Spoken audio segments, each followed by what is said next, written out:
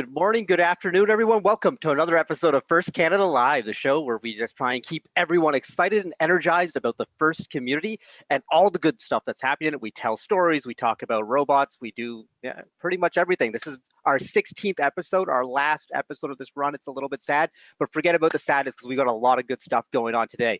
I want to start off by introducing my co-host for today. She's back. She did co-host our second episode. We got Namirah from Team 7480 from the First Canada Youth Council. How's it going, Namirah? Great, Karthik. How are you doing? I am very excited about this show. A little nervous because I know you're up to something. You're always up to something. But aside from that, like that nervous side, and I'm also super excited for the big announcement we got at the end of the show. But I want to hear what you've been up to over the last few weeks. You were telling me you've been working on this really cool project, and I think it's really cool to share with our community. Sure. So I've actually been volunteering quite a bit in the past couple of weeks with a group called Project Northern Lights. We're a group of about 320 or more volunteers from Canada and the US, and we're looking to reach all people across Canada, including First Nations, Métis, and Inuit communities, as well as those vulnerable, marginalized, and remote populations.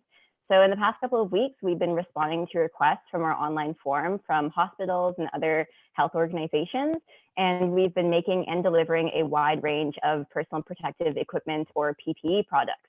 So we're actually looking for laser cutters and sewers and people who can do 3D printing. And so I think the FIRST community is the perfect place to reach out about this. That's amazing, Namirah. This is like such a great thing that you're doing. And I think it's a natural, like, we talked a little bit with Sean Lim yesterday about some of the PPE stuff that Who's the FIRST actually community's been involved in. And are they tied in with this project? Yes, actually, Mr. Lim is part of Project Northern Lights. He's one of our volunteers, and we've been using his amazing design for a mask, and we've been distributing that across Canada. So there is a website that we're using. It's called www.projectnorthernlights.ca. So if anyone's interested in volunteering, or if you know someone who can help out with this initiative, then feel free to sign up or register through our form. It's super easy, and it's a really wonderful community of people who are just looking to solve some situations addressing the COVID-19 crisis right now. That's fabulous, Namirah. I just dropped a link into the Twitch chat so all our viewers can take a look. And this is really amazing. Thank you for doing that, and thank you for sharing that with us at the top of the show. We're already off to a great start. So what else do we got going on in the show? Well, let me tell you, this is a good one. We have a FIRST program showcase with First Canada FRC Director John Hobbins. He's going to be sharing his personal history, stories, and insights about FRC and just kind of life in general. John's a mentor who's won the Woodie Flowers Finalist Award. He has a lot to share, so that's going to be really exciting. We got a team showcase on Team 1285, the Big Bang from Mississauga, Ontario. So that'll be good. Namirah and I both know Big Bang pretty well from last year at the Windsor Essex Great Lakes District event. That was a fun time.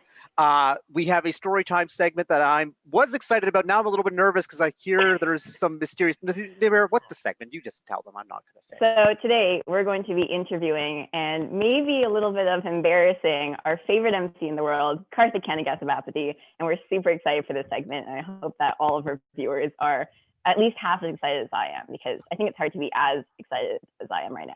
I am excited, except for the embarrassment part of the point. But just remember, I also, I know the three of you. So, I knew Mahak when she was like in grade 7. So just be careful, all of you. Okay, I'm just saying that right now. Okay. And we have, our first segment. We got a story time with a longtime FIRST volunteer, mentor, volunteer coordinator. Kate Walsh is here from Team 1334 and 1374. So throughout the show, if you have questions for any of us, if you want to start making your guesses about what our big announcement is at the end of the show, drop them into the Twitch chat. We're happy to answer as many of them as we can, and we might just ignore all your guesses, but who knows? Maybe we'll give you a hint later on. Namirah, do you know what the big announcement is? I have no idea what this big announcement is. Okay, good.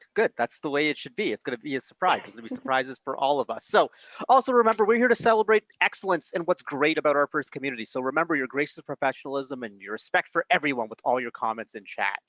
So let's not waste any time. Let's go right into our first segment.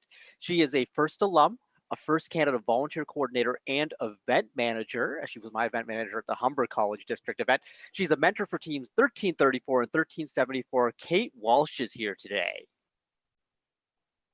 Hey, Kate. Hi. How are you? Good. How are you? Good. And the final thing to mention about Kate is Kate also, one of our guests earlier this week had the same opportunity. Kate was a intern at FIRST headquarters this past summer, working in The alumni and sponsor relations intern. So that was in the development department where with all of the people, they get all the different sponsorship and then go out and talk to companies. So that was really cool. Not the thing, but there. Yeah, it broke up a little bit there, Kate, but we're going to ask you lots of questions about that internship because I'm sure our viewers, especially our high school students, are going to want to know about the opportunities like that. And with your expertise in the alumni realm, that's going to be really interesting. So before we get started with any of that, Kate, I want to hear about your first journey. Where did it begin? Where is it taking you to? We know it's taking you to first headquarters. We know it's taking you to be running events and mentoring 2 teams. But tell us all about it. Yeah, so first was a pretty slow burn for me. I was in Girl Guide since before I was born, and the that was what was taking over my life. So I didn't really encounter first until middle school, and I didn't really know what it was. So they actually had an FLL team at my middle school, which I didn't realize at the time, but I mentored them when I was in middle school. So I was like teaching people while I was FLL aged.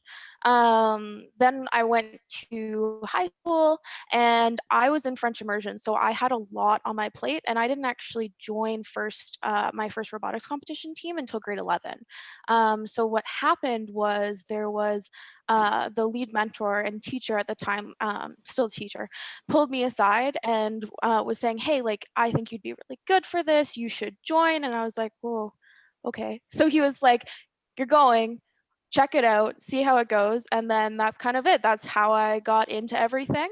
I joined 1334. And then when I graduated, started 1374. And now I'm the co-lead mentor for both teams. And we actually started FTC 16428. The numbers really get me.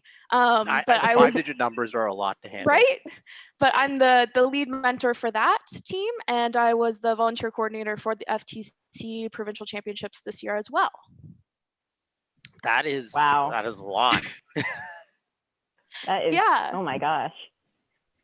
It looks like and go ahead. Sorry, I think you broke up a bit there. You can continue. It was just the funny thing was the biggest thing during headquarters when I was working as an intern there was when people ask the question a lot, like, what's your first journey? Because a lot of people have very different stories, right? So I sit there and be like, well, do you want the whole thing? Do you want all of my involvement? Because it scares people actually, because there's so many different kind of realms. So it just, the list goes on and on and on, which is, it's my interest, but not, it's a little over the top. Well, I think it's over the top, but we just appreciate all that you do, first of all, because that's just like a really big thing. But yeah, please, Namirah, take it away. For sure. And I think that you've sort of prefaced my next question here, because I want to ask, what's your favorite FRC or first story? If you can think of one memory that you really loved, could you tell us about it? Oh, Kate's broken up a little bit there. So as Kate gets her connection back, it's just kind of cool to see that, Kate only joined an FRC team when she was in grade 11, but is still, having that full enriched sort of thing. Because I think there's a lot of students get a little bit tentative about getting involved in a team, because it's like, how can I actually make an impact? Because so many of these people have been doing this since they were in FLL. How can I catch up to that level? But really, at first, you can kind of come in at any point. You can come in as a FLL Junior Discovery Edition person, and Kate's disconnected, but we'll get her back soon. Don't worry about that. Or, you can come in, I've met people who've come in, in their 50s and 60s and 70s as mentors, and they're still just as impactful. And Kate, you're back. Hi. Oh, we're having a little bit of trouble with your internet here. We're just going to keep talking about Kate until she gets this all solid. But like, I think it's also cool that Kate had the opportunity to intern at first headquarters, but I think it's really, I can't wait to hear her stories about what it's like being a non-technical intern over there. Kate, does it seem like you're back? I think I'm back. Oh yeah, there we go. Great, she's back. So tell me the question again. So my question to you was, what's your favorite first or specifically FRC story? If there's a memory that you'd like to share with us. So I've got a lot of kind of good stories, but the favorite, like the overall trend, is being able to like watch myself grow up with first growing up with me, because they're only like 30 years old, I'm pretty sure. So that's younger than a lot of people's parents, a lot of people's like families, right? So getting to go on trips for the first time away, I was actually able to go to St. Louis for the World Championships in 2014 with 1334. We also went to Calgary, and those were two places that I had never like traveled on a plane before. I had never gone away from home or anything, and it was actually the team was able to help subsidize the trip cost for me. Otherwise, I might not have been able to go. So that was a really kind of engaging piece where it's like nobody had to help lower the cost to get me there. I wasn't a technical person. I wasn't kind of really into robotics just quite yet. I was just learning, and that was something that like the team did, and that was just something that like people do in first. So that was something that was like really lovely for me.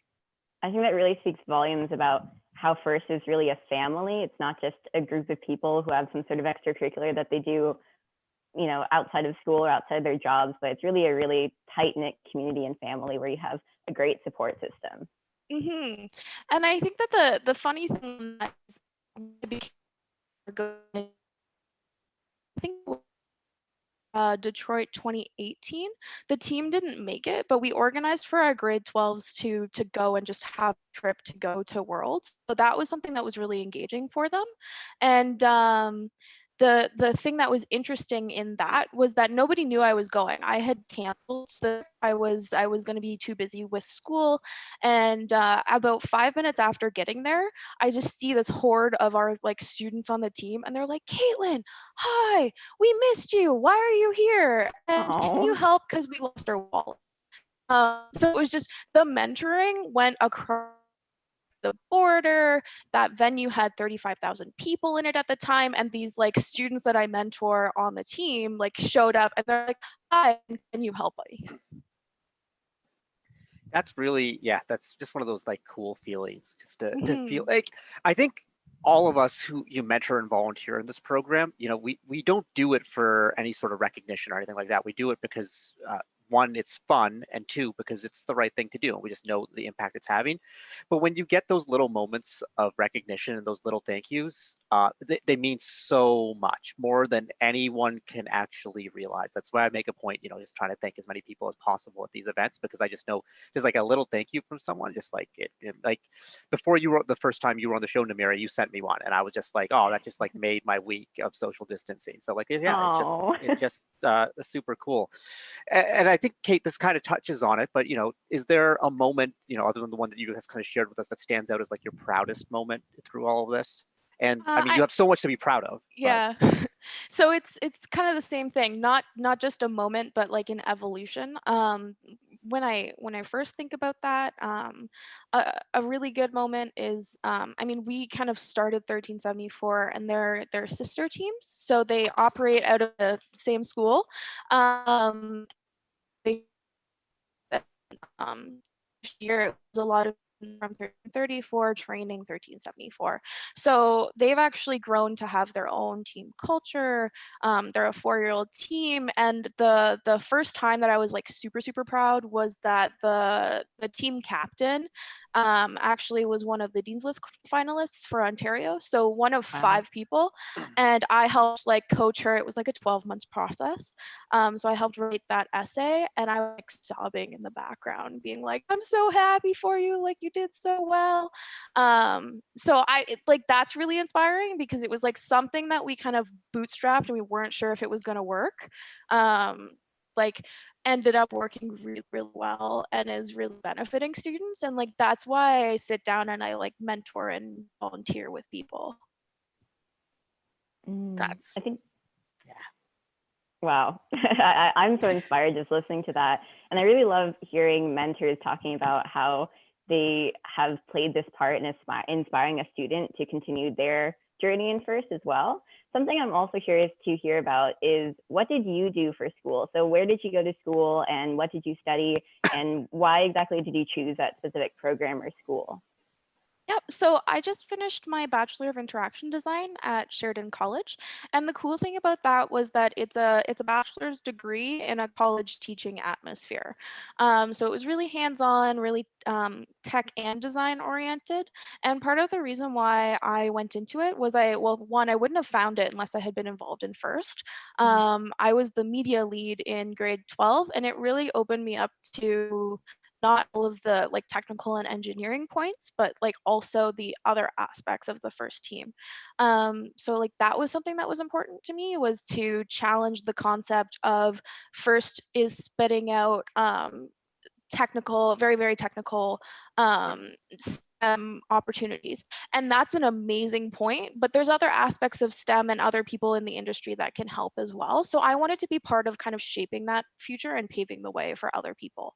So that's what I did. I just graduated and I'm looking at pursuing a master's degree right now. That's Wow. Yeah, well, congratulations on just graduating. That's like Thank you. a big deal. I really do feel for everyone who's graduating right now, high school, university, your master's programs or whatever, because they're just so, it's, you know, you don't have that like kind of like last day of school moment, and like a lot of you Closure. might not have, you know, a ceremony or anything like that. So that's definitely hard. I want to talk more about some of your volunteer experiences, because I think Great. that's really cool for our audience to hear about. Um, so this year at Humber, you did a very specific role as an event manager. Can you give us like a little bit of insight into behind the scenes of what that role was like? So that was it was a really engaging role, and it was basically like you're running the timeline. So the people walking around with the like big clipboard and the microphone and the headset, that's the role that I was playing. So I would connect with people like Karthik and give like Karthik I gave all of the scripting to, and talked with some of the national anthem people in the morning, but then also checking in on volunteers. And it was a little bit cross collaborative because I am trained as a volunteer coordinator. So every time I talk to someone, I would try and make sure that they're like happy in the role, have enough people, and then communicate that out. So it's really like making sure that the event has a good kind of showmanship feel, that everyone is happy from the volunteer side as well as the team and the sponsors, because the sponsors is really important to make sure that the event runs. We wouldn't have been able to have an event at Humber without the people at Humber helping to contribute to that. Right. And so I think that role is just so important, because you're kind of connecting, you're the connective tissue between all the different areas. Mm-hmm. You know, you're checking in on the field, you're checking in on the pits, you're checking in on the VIPs, the sponsors. So like that's a really cool one that I think that a lot of people don't ever get to see, because it's so behind the scenes sort of thing. What I'd like to hear about next, and I guess this is kind of something that was really interesting to me, or what stood out about your whole profile and your experience in First, is about working at First HQ. So if you could talk to us a bit about what you did, what you enjoyed, what you learned from that. So, similar story to Jamie, who was interviewed earlier this week. I interned at First headquarters, and the first year that I kind of went for it, the way that I got the job was just honestly showing up at the Detroit championships and showing up at the different alumni pieces. So that was something that I was just encountering a lot of the people who were running the things and saying, hey, like I have this idea, could we do this? So I ended up being like, there wasn't like a position posted online at the time, but I was saying, is there a way that I could work for this more than just volunteering? Like, what's the next step? So that's how I got involved. And the Wow. first, yeah, and the first year that we did it, they first headquarters couldn't figure out the infrastructure on getting somebody who was an intern to work who was from another country, because it had never been done before. So my boss and my manager, who ended up hiring me the second year, it worked really hard for about a year looking into, okay, how do we do a visa process? How do we get an intern here? What kind of costs are related to that? And making sure that it was like fair, and that you wouldn't be coming out losing money from an internship, because like you still have to pay for school. So that was something that was really, I was really engaged and impressed with there. And then what I did from like day to day was I was managing all of the website on the alumni relations content. I would sit in on different meetings related to sponsorships and scholarships. So the over $200 million or 80, geez, the $80 million in scholarships. Hey, did you just I was, find an extra $120 million? I did. Namirah, I was apply right just, now. Apply. I was so excited about it.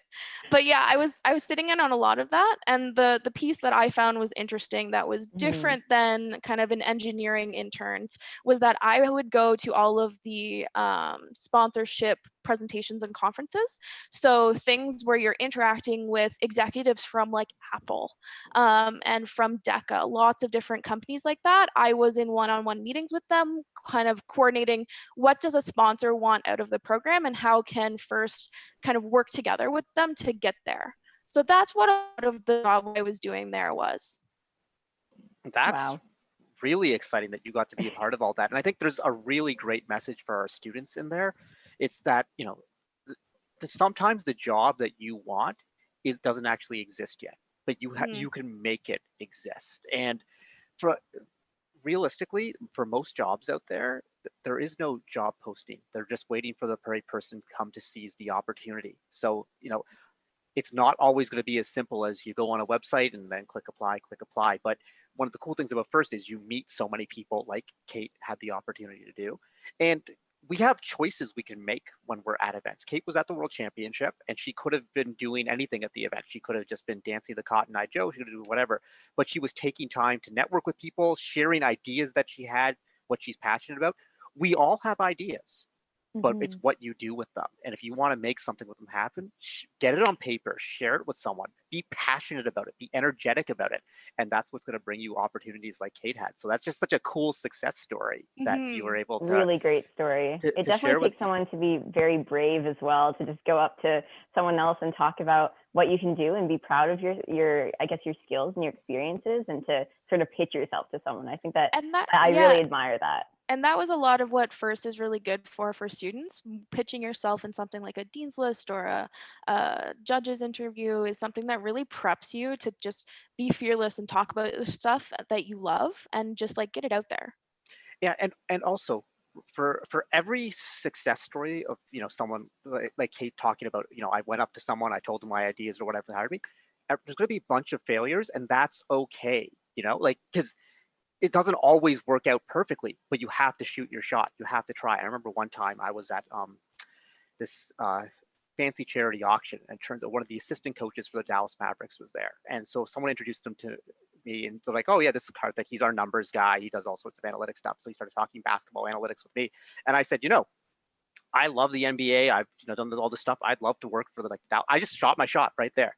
And he kind of like, you know, laughed at me, and just kind of like, but that's okay. Like I took my chance. Like when else was I going to get a shot with an NBA coach, you know? And we were already talking about numbers and stats, so I figured why not just ask for it? And this is how it goes. But that's okay. But you got to try these things, and eventually you will have a success story like Kate did. And I mean, the same thing happened for me. Like this internship didn't happen. It wasn't a 1-year process. No one knew how to make it happen. And Jamie and I were the first people to ever be hired from outside of the US to work for First headquarters.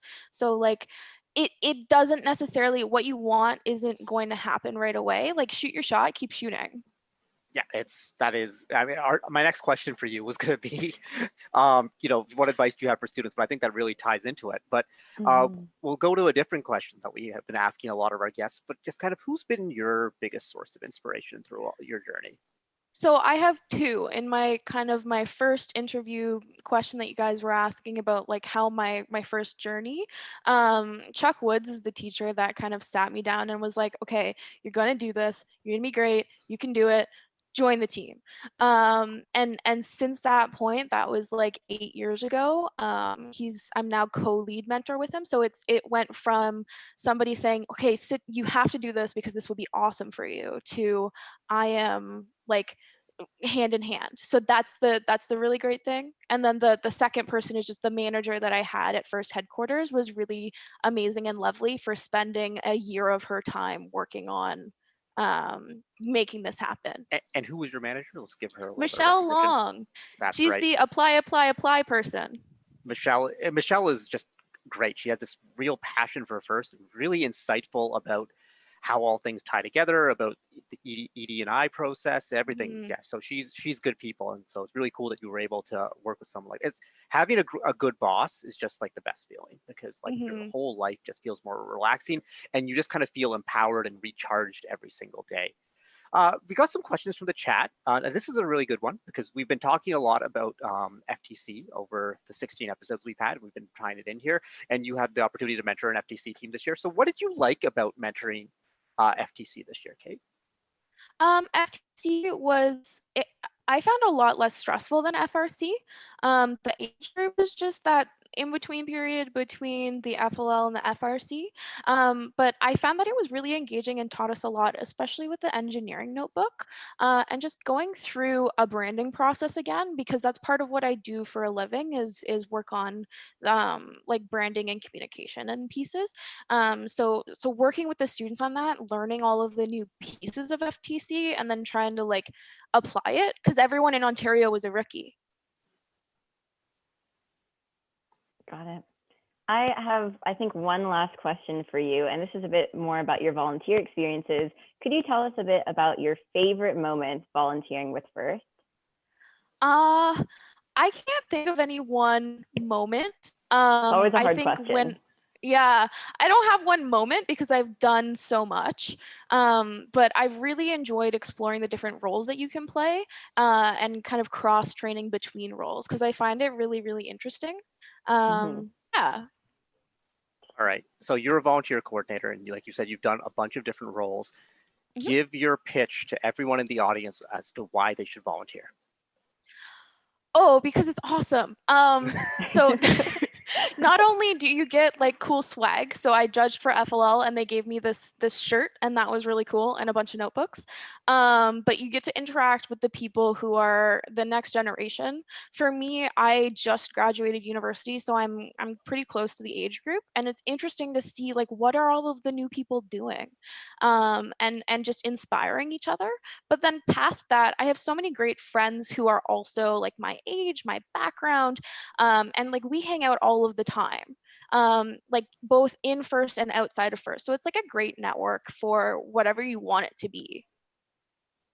Yeah, I've also found that I end up, forget about the networking, I just forming friendships with people that I probably would never have formed friendships with, like outside of volunteering, but then it just becomes so real because what's cool about First is the diversity piece. It's like you bring in people with all sorts of diverse interests or whatever, and it's like wow, this is so cool, and I get to meet this person. Like Kate, you and I before volunteering never would have like contacted whatever, but like I love chatting with you at events and everything like that. So it's just like one of those cool things how it all comes together.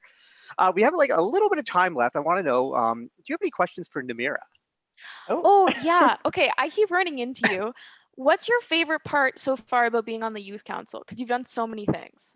Oh my gosh, the youth council. So I'm wearing, first of all, I also love the merch that we get by doing stuff with First, but wow, the youth council is so extraordinary. And I think that to everyone who's watching, who's a student, I strongly recommend for everyone to try joining because, or to apply. I think applications are sometime in June, because I think what's unique about this council, and I've been on all sorts of councils at school or outside of school, I think what's unique about us is that everyone has really different skills and different ways to contribute to the team, and we work together so well as a group. So for example, I have no programming experience or really bad skills in programming. So then I'll reach out to say Ishan and say, hey Ishan, can you help with this? And then Ishan will ask me, well, can you help with this graphic design post or for writing something?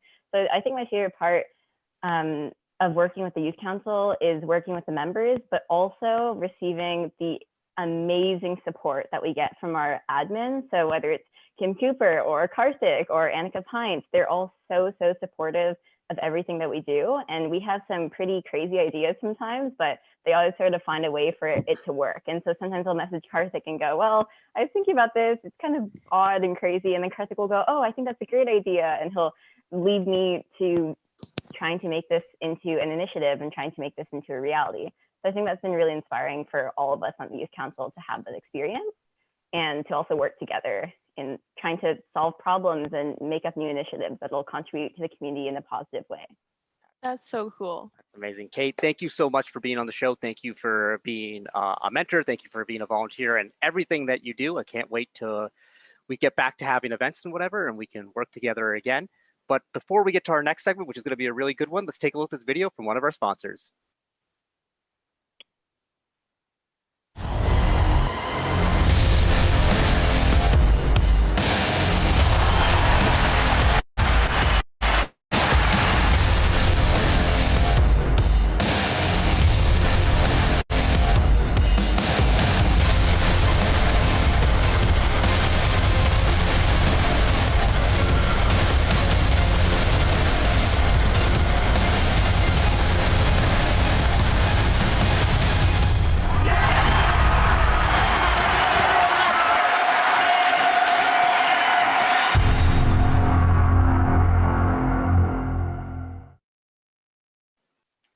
And we're back, and now it's time for our final first program showcase. We've done FLL Junior Discovery Edition, we've done FLL Junior, we've done FLL, we've done the first Tech Challenge, and now it's time for the first robotics competition, and there's no one better in Canada to discuss that than the first Canada director for the first robotics competition. He started out as a mentor for Team 1241. We have John Hobbins on the show. Here's Johnny.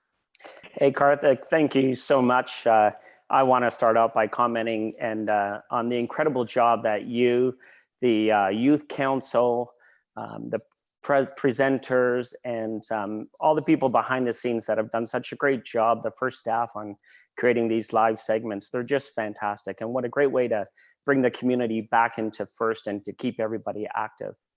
I also want to give a shout out to the community on their understanding on the difficult situation we've gone through, the empathy that they've shown, and the contacts that we've had with mentors and how they've responded so positively. So just absolutely terrific.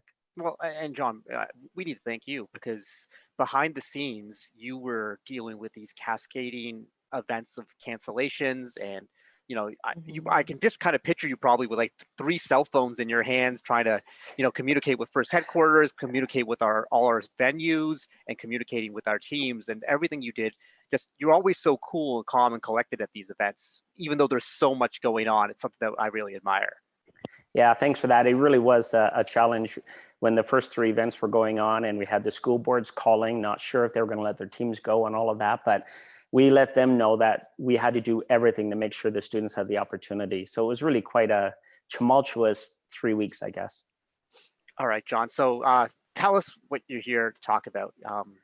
Yeah, we're giving you the floor, my friend. All right, thanks. Be careful, because I've been known to talk for a long time sometimes, but I'll try to minimize. We're giving you the floor until 12:50 to 8 p.m. All right. That might just be enough time, but let me start off by giving you a little bit of information about myself. And I grew up in Hamilton way back in the day, and when I finished school, I took off to Washington, D.C. to start my first job down there, work for the government in Washington. It was really quite incredible. And then I made my way back because I got homesick a little bit, like we all do, and started working for the government in Hamilton, Ontario. And then I thought, geez, I'm bored. So now what next? So I went on to become an apprentice machinist, got certified as a machinist and a tool and die maker. So that really gives me that perspective of background in building robots, and to be able to understand apprenticeships and the importance of all destinations for all kids, of course.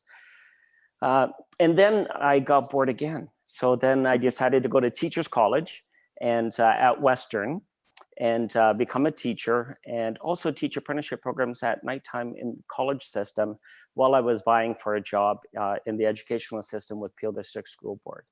And then lo and behold, that day happened when I began to live the dream, when Mr. Bredner came into our school back in 2003 and said, you should be doing FIRST Robotics. So really quite an incredible journey for me, and to be where I am today. And I'd say to you that I want to give you an interesting fact, if I can.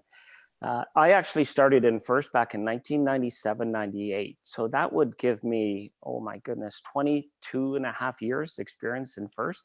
So but you must be how are you involved in 97, 98? I was waiting for you to ask that question. So there was a program called Canada First back then. So it wasn't First Canada, it was Canada First. So I competed 1 year like that as a brand new teacher, my very first permanent contract as a teacher. And then I had that experience. I went on to Rick Hansen Secondary School to start that school. And I started building robotics programs within the school and developing curriculum. And then is when Mr. Bredner came in. So it was really quite a memorable period for me. Wow. Yeah, I really look forward today, though, to cover a few different areas, to talk about the importance of building simple robots and why that's important, especially for rookie teams. And I know that my colleague, Paul Keenan, Mr. Swag himself, when we try to help the rookies, one of the things that becomes so important is getting them to understand that simplicity is really the best way to start off to create the most amount of success. That cannot be overstated. That first FRC is very unique because when you're in high school, when you get an assignment that says, do A, B, C, D, you do A, B, C, and D. It's what you're supposed to do. You don't pick and say, oh, well, I can get the most value for my time out of just doing A and B. I'm going to focus on doing A and B perfect, ignoring C and D. That's just not what you're supposed to do. Like, that's the paradigm.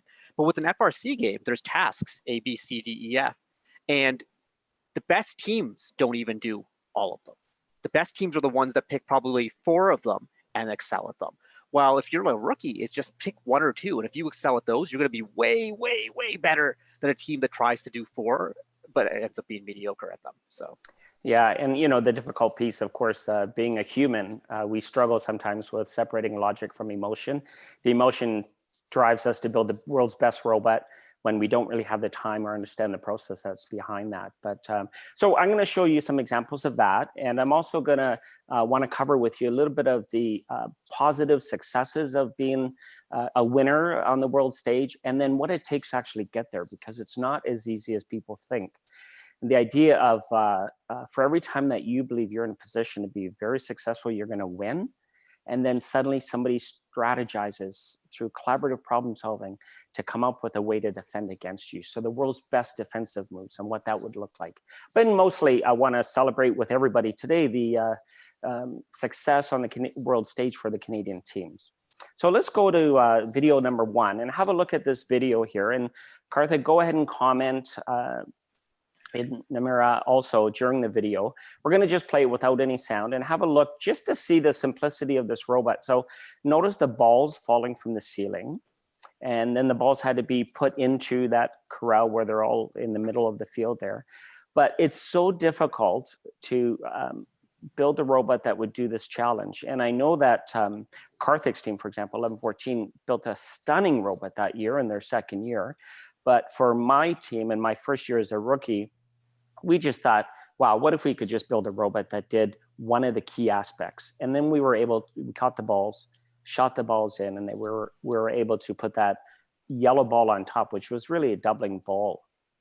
I remember because that year, 1114 was in their second year, 1241 was the first year. We were both sponsored by General Motors. So our teams started talking at that point. And I remember when the mentor on your team from GM, I was rookie at General Motors at the same time. Anthony was telling me about this concept. I'm just like, oh, it's so simple.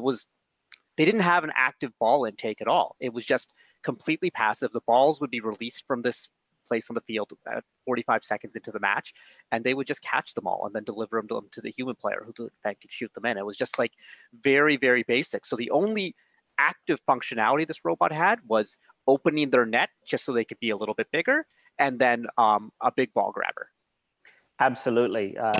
And that was just a surprise when all the balls went in during the prototype of that. But, the other thing I just want to say, we were new. So we built such a simple rectangular frame robot, like a big box, basically, is what it was. Right. That's what I'm saying, too. Right. And it's just a huge looking robot. But we built it out of Bosch extrusion, which means there was nothing welded. There was no really solid fastened joints there. And the lessons learned that year for us were when we got defended, we came off that field looking like a parallelogram rather than a rectangle. It was crazy. Yeah, so there's a good example of a simple robot that does the challenge and can be successful. Now, I will say to you, we went to the World Championships that year, and our dream was to partner with Team 33, and lo and behold, we partnered with Team 33 and Team 60, the first alliance. I'm gonna interrupt you there for a second. That year at Championship, Team 60 had the exact same robot as Team 254. They worked together, and they were the favorites going into the World Championship, co-favorites, 60 and 254. 67 also was a favorite, and they ended up being on Einstein that year. But 60, the robot was, 2004 was a different era of building robots. And if you were to look at that Team 60 robot today, it would look like something you would see today, except it was 16 years ago. That robot was fabulous. And Team 33 had just won the Canadian regional that year. They'd beaten 11-14 in the finals up here at the Hershey, at what was then called the Hershey Center. So those two getting together was fabulous. But then getting 12-41 in the second round, it was like, wow, this alliance. Like, there was a lot of alliances that looked geared to win, especially on that field. And when we had Jeff Lee on the show, he talked about 188's alliance with Team 111. But that alliance seemed primed. Yeah, you know, when the alliance was formed, the amount of people that walked up to me saying, dude, you just won worlds. And so that speaks to highlighting the importance of don't ever underestimate what can happen as a rookie team, getting with a good alliance and building a robot that's going to be able to repeat itself on the floor. Can I say this to everyone? Please never, ever go to a team right after alliance selection and say, oh, congratulations, you just won worlds. Yeah, please. Because it throws people off, and it's just like, forget, you know, some people believe in luck or whatever, but like, it's just kind of, it's uncomfortable. And I've had it happen a couple times, and then afterwards they're just like, ha, you blew worlds. It's like, really? Just like, you know, like, it's just not a great feeling. No, absolutely not. Yeah, that's difficult for sure. And what happened with us here, how we got knocked out, I guess, we actually never did get the chance to play with 33, because back then you had 3 robots, 3 partners, but only 2 played at a time. So 60 played with 33, and then 60 played with us. And they didn't allow us to play together with 33, and then it was over and we lost on a technicality there. But so let's go on to the next video just to show you an example of, even though this robot is so effective, and Artie's going to play this for us, and we're going to just jump ahead to about 140 or something like that on this video. And you'll see our robot's going to catch all the balls, but the strategy of the team who could do such a great job, this is Team Hot, who really knew what they were doing. So here we are, we're about to catch the balls, and watch this. Look Hot what they did. Put the giant ball on top of 1241 to keep them from catching the balls. Is that not crazy? Wow. What an exceptional move. So the point I want to make and risky, because there was only 3 of those big balls in the match. Hot, and they doubled your score for all the purple balls in the goal. Hot was giving up one of their doublers, which was like the most scarce resource and one of the only ways to really score major points to stop 1241 from catching those balls. Yeah, and like it took a very specific type of robot to do that, and also you had to be doing that on the opposite side of the field, which back then in first was like even harder than it is now. There was so many obstacles to see what was going on. It's yeah, it was crazy. Yeah, and you know, for me in the team back then, the night before on social media, as little traffic as there was back then on social media, but the word was, how can we stop this rookie team? It's crazy, you just can't be stopped. And little did we know that Team Hot had a plan for us. So that was a lesson learned to a large degree. So the key piece here is to take away from this is to realize, just when you think you're gonna win, somebody can find a way to stop you. So let's have a look at this next video here, which really celebrates the idea of what is it like to actually win the World Championship. And it's important, I thought, to show this today, because there are a lot of teams out there that work hard, but don't actually get the chance to experience what it is. There's only been a handful of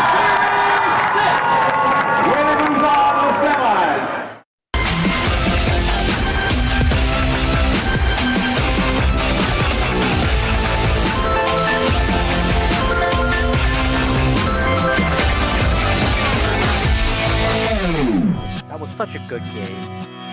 This is so cool to watch for me as well. Yeah, here's the excitement.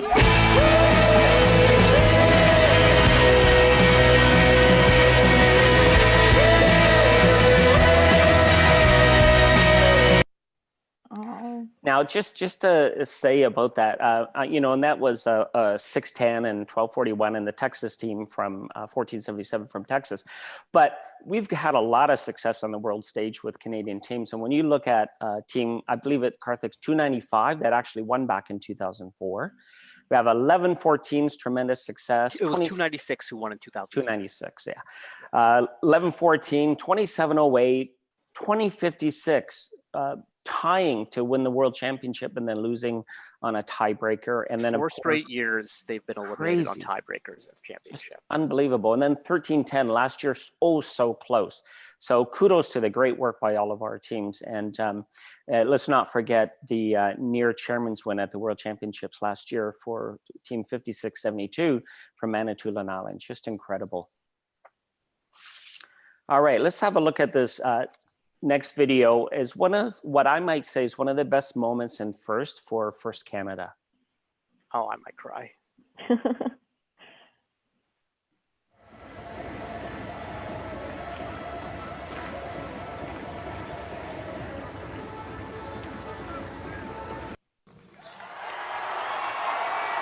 Cup. The 2012 Chairman's Award goes to the Simbots. Team Awesome. 1114. Inspired. Dedication. Family. Fun. Enthusiasm. Excellence. Every Simbot is completely enthusiastic about First. From the students to the mentors to the parents. It's like we're a bunch of brothers and sisters. Total I can see Karthik's look of pride here. Working hard. both on the field and off the field. Simbots don't do And things it was the culmination of a 10-year journey. It's part of our lives. Wow, just incredible. Karthik, I know you probably want to say something, and I'll just add before you do that, somehow that year, we all knew, you know, what you guys were doing for Canada. And I remember going to our office secretary at our school to send a letter to your school to wish you guys the best of luck that year. That was just incredible.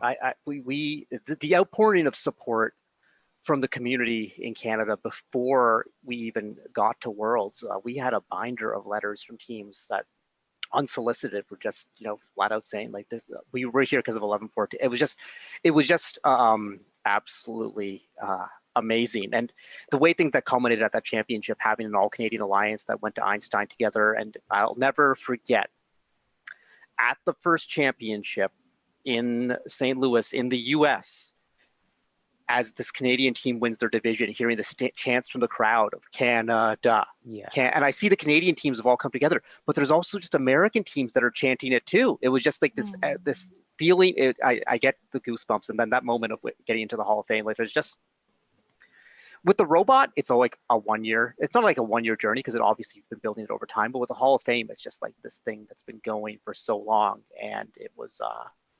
I mean, maybe we'll get to it in my segment later on today, but like it was special. It was, yeah, there was nothing like it. You brought up another key important point for those that have never been to the Worlds. It's amazing what you see happening with the Canadian teams. As one team gets knocked out, that team gets knocked out, goes and supports the other Canadian teams that are remaining until there's just one or two that would be in the alliance, or maybe three, like we had at one time. But just that overpowering support for one another, it's just, you will only find that in Canada. Okay, I want to show you something that I just think really speaks to the expertise and the success, problem solving of our Canadian teams. So those vertical bars that you see there, robots had to climb up to the top. So a lot of people look at the top and say, oh, I'm going to do a chin up of sorts. And then have a look at— John, I'm just gonna they just have to get all the way to the top. They just have to be above that red platform.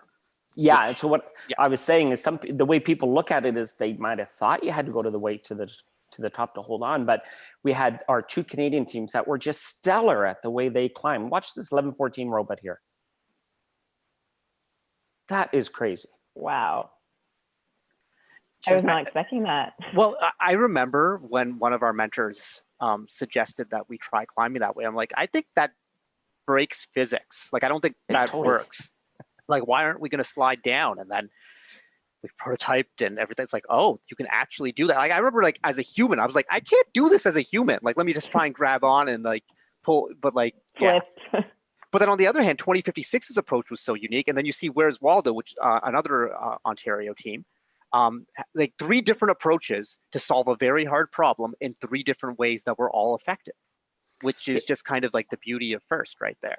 Absolutely. And Karthik, using 2056's design, the team that won Worlds that year, did they not have a similar design to 2056 where they actually understood to leverage the time running out and to be able to continue to power climb? The team that beat us in the finals at Worlds that year, their climb, it was 67, I believe. It climbed after the buzzer because it used springs. So it would unlock the springs right at like 0.5 seconds left, and then it would climb up.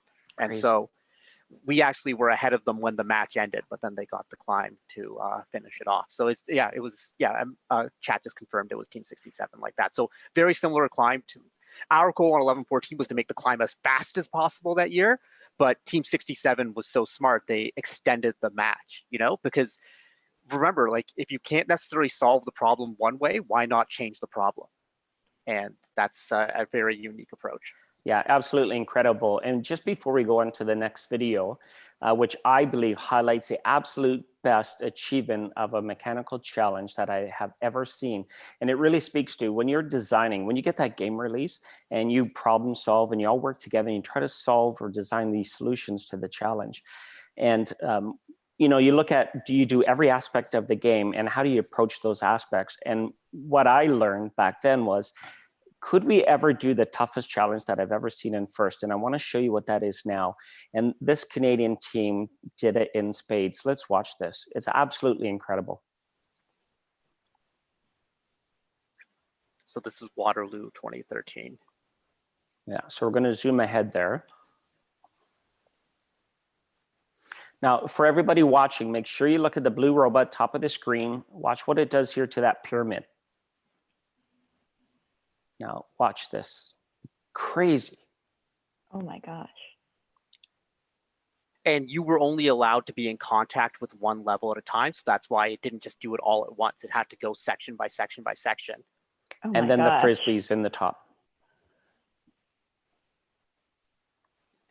Yeah, that was climbing that pyramid that year was, I think it's definitely been the hardest thing that teams have been asked to do. I don't know if I've seen anything harder. I think so. Like, wow. Yeah, it definitely was. And it was this weird sort of thing where the points were so valuable because you got, you know, a Frisbee that year and the high goal was worth 3 points. You got 30 points for scaling that pyramid. And then you got 5 points for every disc you put up there. So that could be a 50-point move, which is equivalent to 17 Frisbees in teleop, which the top teams in the world weren't even scoring 17 Frisbees. So like that was just like one power move. But at the same time, it was so hard. Yeah, it was as though you analyzed every single piece of that move that you had to make that climb and to overcome. I don't know if the people can see, but when they look at each one of those rungs, the horizontal pieces, they stick out on the corner where those bars come around. And you guys were able to overcome that and make that not part of the problem for you. Well, and we tried so many different approaches. Now, the one approach that we tried that I wish it had worked because it would have been so cool. We worked with Team 217, the Thunder Chickens, Paul Copioli's team. He was my boss at the time. So we would just work on this together during work hours. But we decided, what if we had magnetic wheels on the center of our robot and that could just drive up the pole and the magnets would hold us on. And it was going to be called the Magneto Hang, where we would just drive up with magnets. And we tried it out and both teams were prototyping like in different countries. And unfortunately, the poles for the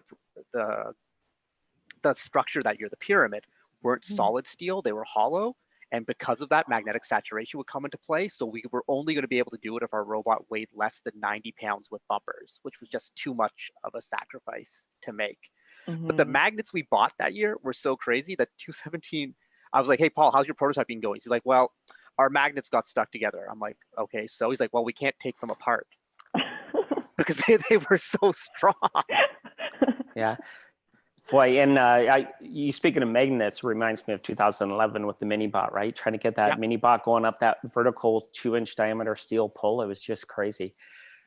So if we could go to the next slide, I just want to summarize a little bit with the moral of the story when showing those videos. And really, it's not easy to win the world championships. It's so incredibly hard. And as I said, each time you feel that you've got the solution and you're going to go in there and you're going to just knock it out of the park, something happens, whether it's a strategy from an opposing team on defense or perhaps it's a red card.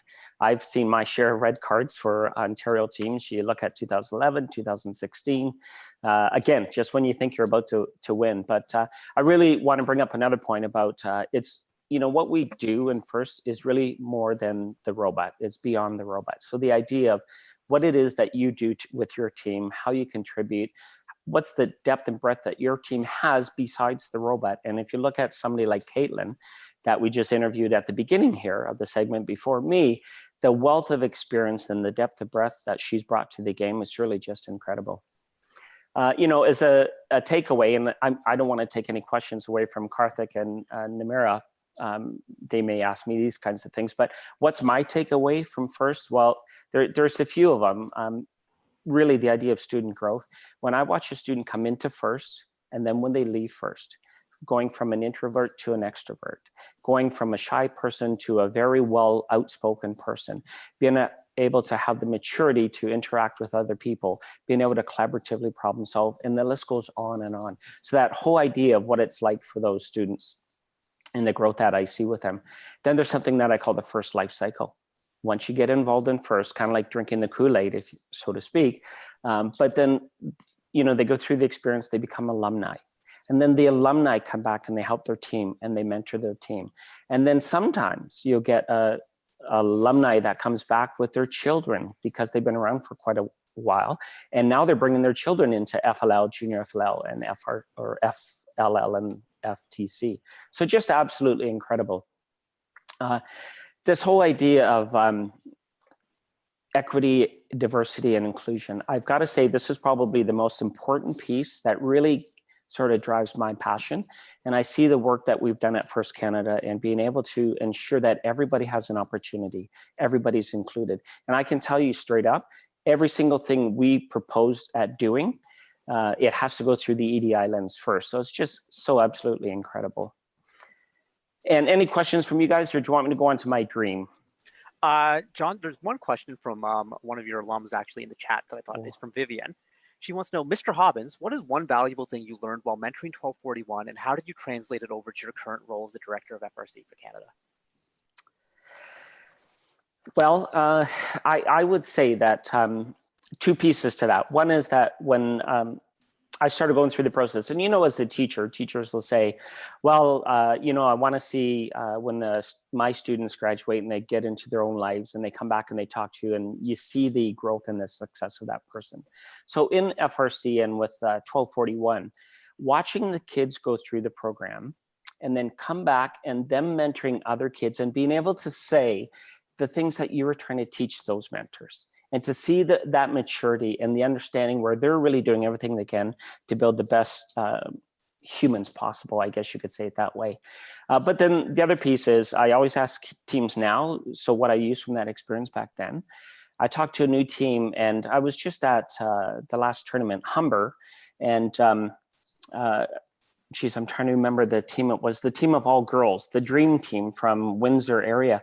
And I was saying to them, they were telling me all these great things that they're doing on the team and they were wondering what else they could do. And I said, what is when you look back on your time on the team and you leave, what is the legacy that you're going to leave? How are you going to build that into someone else on the team so they could carry the good work forward? So it's really a long-winded response, but it's that whole piece about the human part again. Notice we haven't said robot, we're talking about humans. Hey, John, I don't want to interrupt, but we are running down on time. So can you quickly, like 15, 20 seconds, tell us your dream? My dream, I'd like to have an first international training center where teams and alumni could come in and put on workshops and develop and train people from across the globe, actually. I think that would just be incredible. I dream about the day that FIRST is in every single school so that everybody has an opportunity, and not just in the schools, but the community, so everybody can be exposed to FIRST. And then I would say the importance of every person on a team and every team mentoring another team. And every volunteer getting 10 more volunteers to come into Verse to support that growth that we have. And then lastly, is that every team would nominate a Woodie Flowers nomination, because too often we only see 5 or 6 at an event. Yeah, John, this has been a great segment. Thank you so much. Always so much wisdom when you speak, when you just talk to any of us volunteers at an event, when you speak at the events, when you give the speeches and on the show today. Great videos showing the success of Canadian teams on the world stage, both currently and in the past. It was so cool. Always great to have you on, John. I can't wait till we get events, because like I miss working with you, man. I miss seeing you every week. I appreciate that. Me too. It's hard not seeing my friend. So thank you so much, John. And now, before our next segment, let's take a look at this video from one of our sponsors. Thank you so much, Mr. Hobbins. Thank you.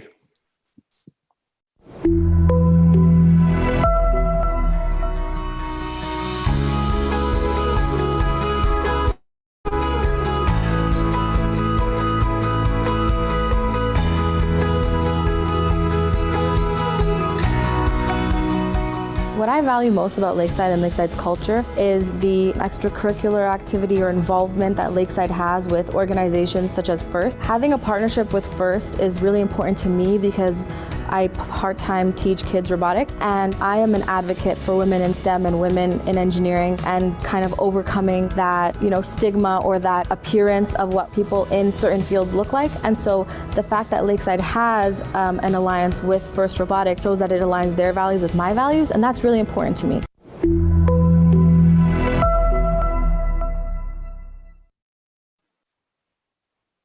All right, we're back, and now it's time for our final team showcase. And I know this is going to be a good one because this team always brings the energy, and they're going to tell their story. But it's so cool to me that this team consists only of grade 9s and 10s, which I think is just a testament to the amazing things that their students are capable of when you just give students an opportunity. It's one of those things where you cut down the tall trees and then the small ones will kind of flourish, and these small ones definitely flourish. Introducing Team 1285, the Big Bang from Mississauga, Ontario. They've been doing FIRST since 2014.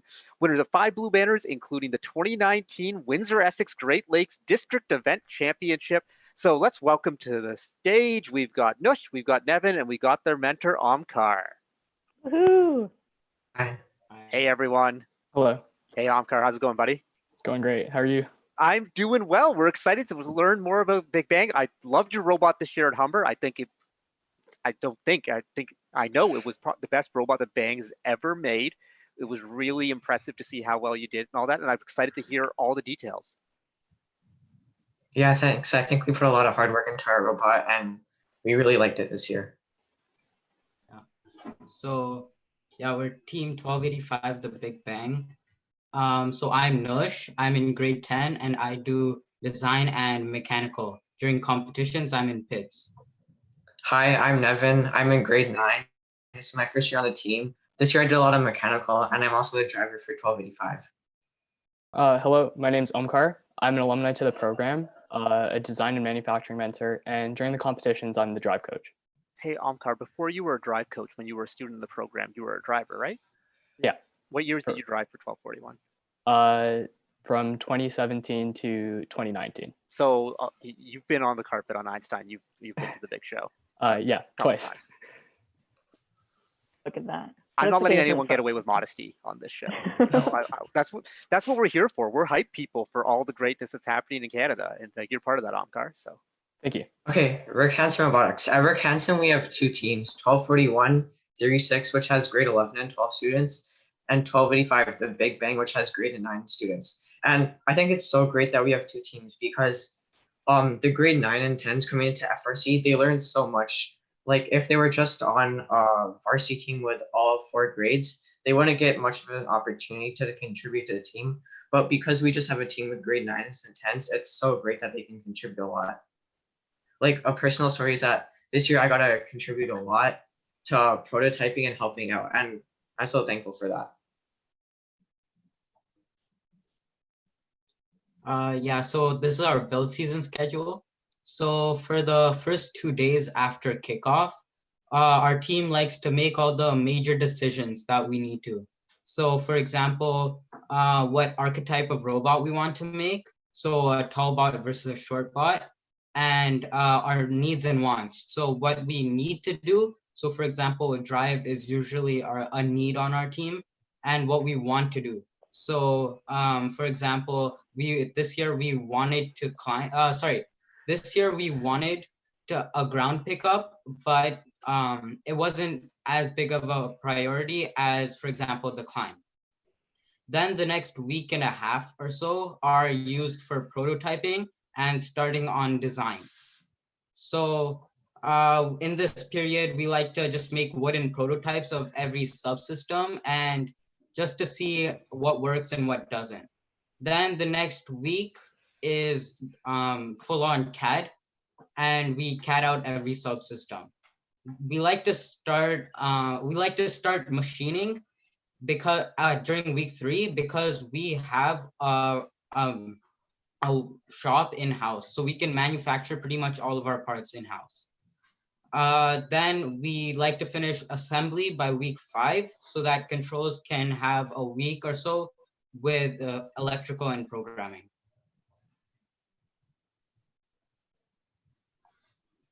Okay, coming out into the season, our goal was to qualify for Worlds, and how we would accomplish that is by seeding high and earning a lot of district points. So one of the biggest design factors in our robot was that we chose to have a buddy climb this year, which is something that we really wanted because in endgame we would get an extra RP because we would be level and we would have 2 robots climbing, which is something that we really wanted. Another thing is that we wanted to only have a 1-position hood that was angled for batter shots. So we would drive straight up to the power port and be able to shoot. And the reason why we did that is just because it was simple and it would be easy for us to do. And combining those 2 things in, we chose to have a tall robot because it would be easier for us to build. For example, on the climber, we wouldn't really have to do 3 stages, but we chose with going for 2. And another thing that we wanted was to intake power cells off the ground so our cycle times will be faster, and get power cells from the loading bay because that might help our cycle times also, and be able to drive quickly over the rendezvous zone because we were a tall robot.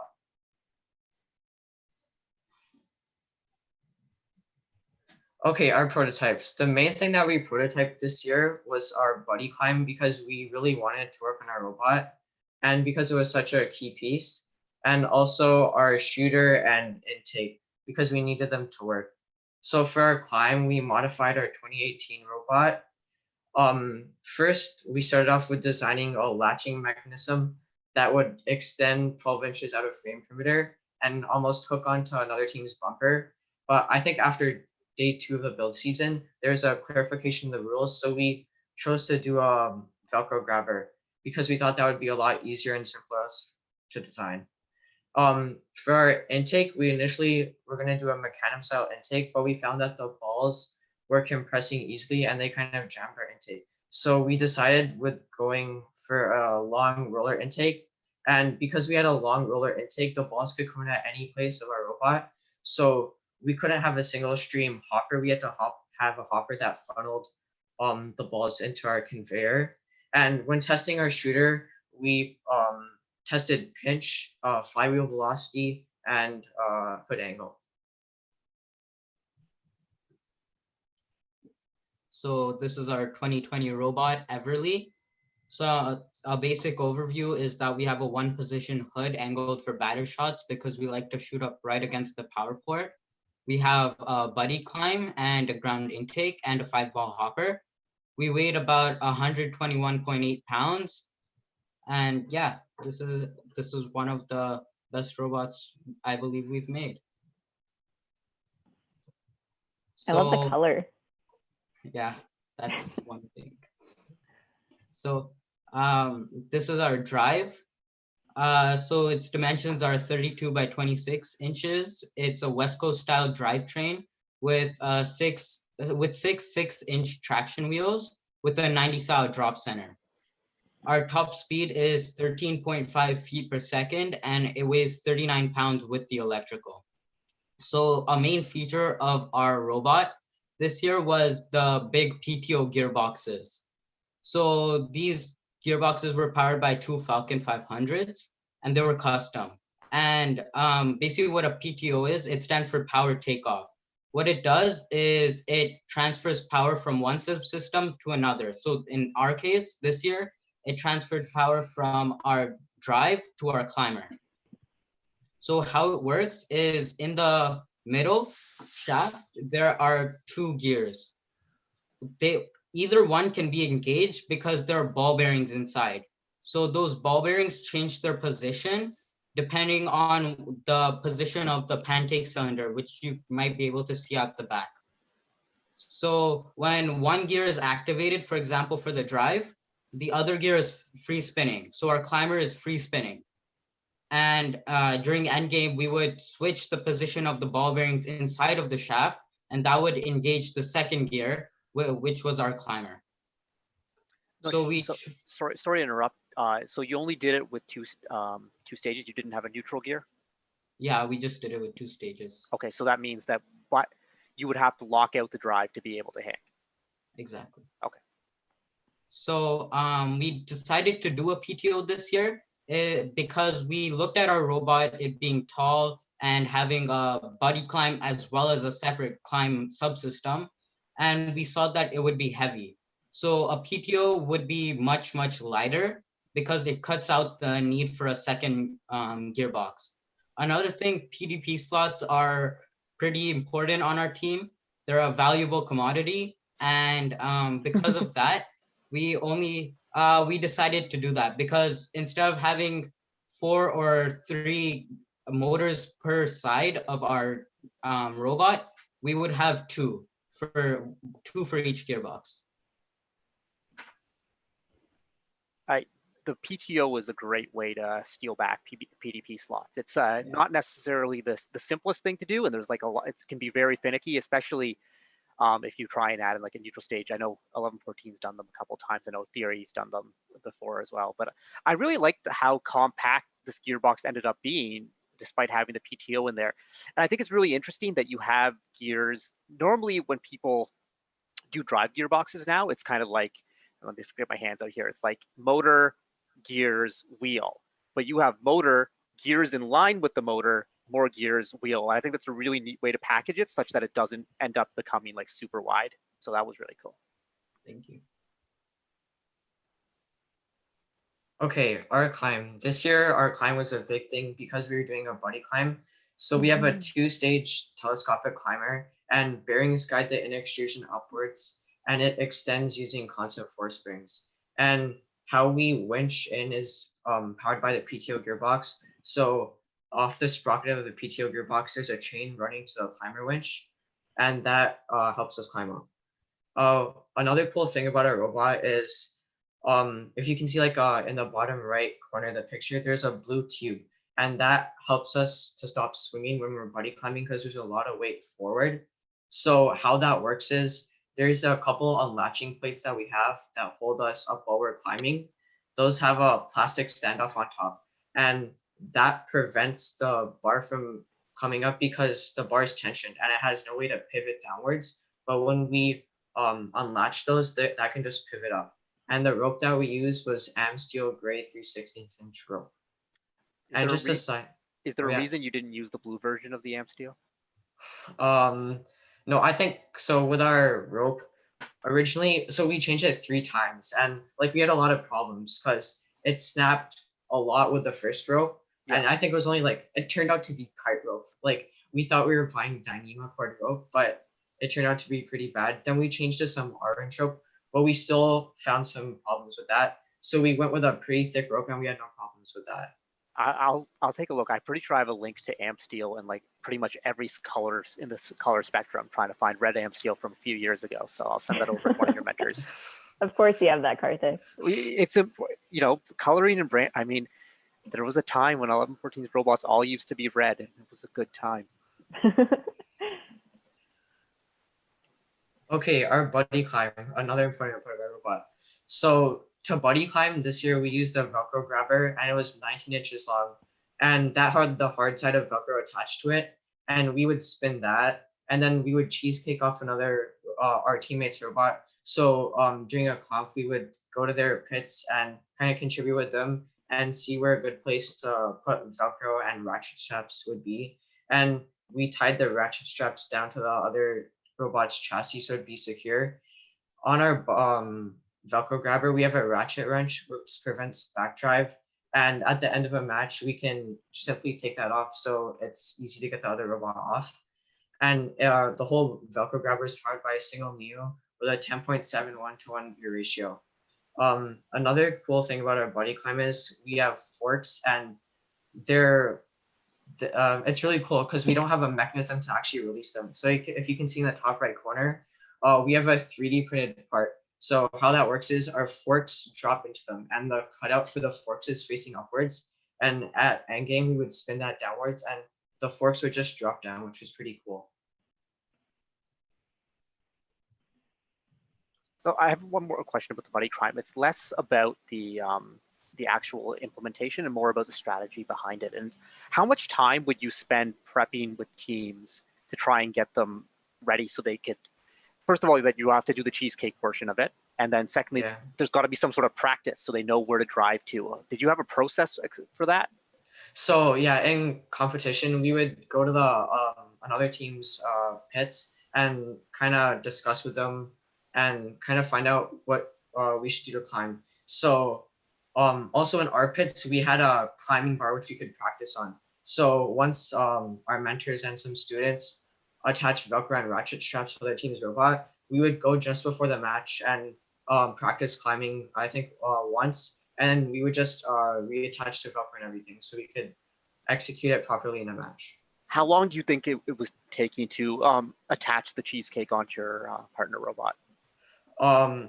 Probably, I would say maybe 10 to 20 minutes. It wasn't that long, but we did spend some time. Yeah, the reason I want to bring all this up is that just kind of to show everyone how tough of a challenge executing something like this is. Not only do you have to design something super complicated and super crazy cool for your own robot, you got to design something for another team's robot, then you got to find a way to make it fit on a lot of other teams' robots, then you've got to install it, and then you've got to practice it and do all of this, you know, in like the 30, 40 minutes between matches. It's a really big challenge. So very cool for 1285 for facing this head on and then, you know, actually getting this to happen in a match. I know they didn't get all the way up, but like that was like pretty cool number. And also to try to convince, sorry to interrupt there, I think it's also hard to try to convince other teams that this will work, right? Because I know a lot of teams at previous competitions would say, oh yeah, our buddy climb totally works, it's 100% accurate, and then, you know, it would fail. That happens sometimes, but I think it's really important to be able to market that to other teams and show that, no, this does work because of this, and that. Yeah, I think in that one match we tried buddy climbing, we were so close. It was just that the other team that we were climbing with, we had to swap out our forks for a lower ground clearance because they couldn't give our actual forks. So what ended up happening is that our forks snapped, so they kind of fell off. And that's the only reason why it didn't work. It was cool. So this is our intake and hopper. Our intake is a fall over bumper kind of intake. It extends around 7.5 inches past our bumpers and can intake 2 balls at a time. So it runs 15 feet per second, which is faster than our drive. So this is important because it allows us to utilize the touch and go philosophy. Basically what that is we want to still be able to intake a ball even while driving away from it. So the way to do that is have your intake spin faster than your drive. So even if you're going away from the ball, as long as your intake rollers make contact with it, it'll still bring the ball into your robot because it's spinning faster than you're driving away. So our intake's powered by a 775 Pro with a 4:1 gear ratio, and it's pneumatically actuated. So some problems we had with our intake. First, our original design for the intake, our rollers were polycarbonate with surgical tubing on top. But though that became a problem because during practice, we would run into the shield generator and those just cracked.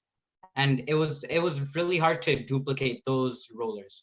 So what we ended up doing was making those rollers aluminum and putting hockey tape around them, and they worked just as well.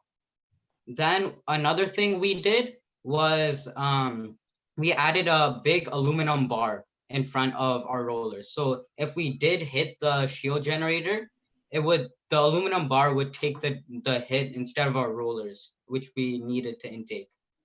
Then our hopper, it's powered by two Neo 550s.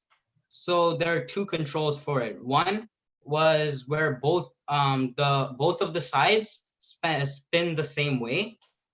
And then if we notice that a jam is about to happen, we can make them spin opposite ways. And that would shake up the balls in our hopper, and that would stop the jam. Those Neos are on a 4:1 gear ratio, and they're powered by 6 5mm belts for active funneling. So one big kind of aesthetic feature of our robot were these ratchet straps that ran from our hopper to our intake to our conveyor. And those just helped keep the balls inside of our robot instead of having them fly out.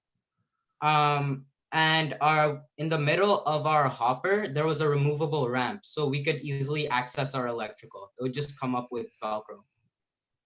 Very sophisticated design. I love it. Thank you. Could we go to the next slide, please? Yeah, let's see what's coming up next, the next subsystem. I'm assuming it's going to be the shooter we're going to be talking about. Hey!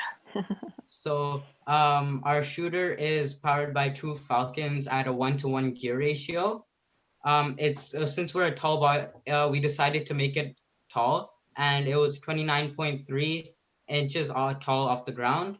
The conveyor part is powered by a 775 Pro, and the entire assembly weighed 14.1 pounds total. So the fancy thing about our shooter, or I should say not fancy, is that it's basically just two plates with the standoffs and rollers and shooter gearbox in between. So there's not really anything sophisticated about it. It's literally just two plates.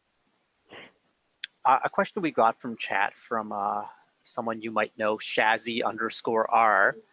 First of all, he wanted to compliment Omkar's haircut. He was very impressed by that. Thank But you, why did you choose the target zone shot over the trench run shot?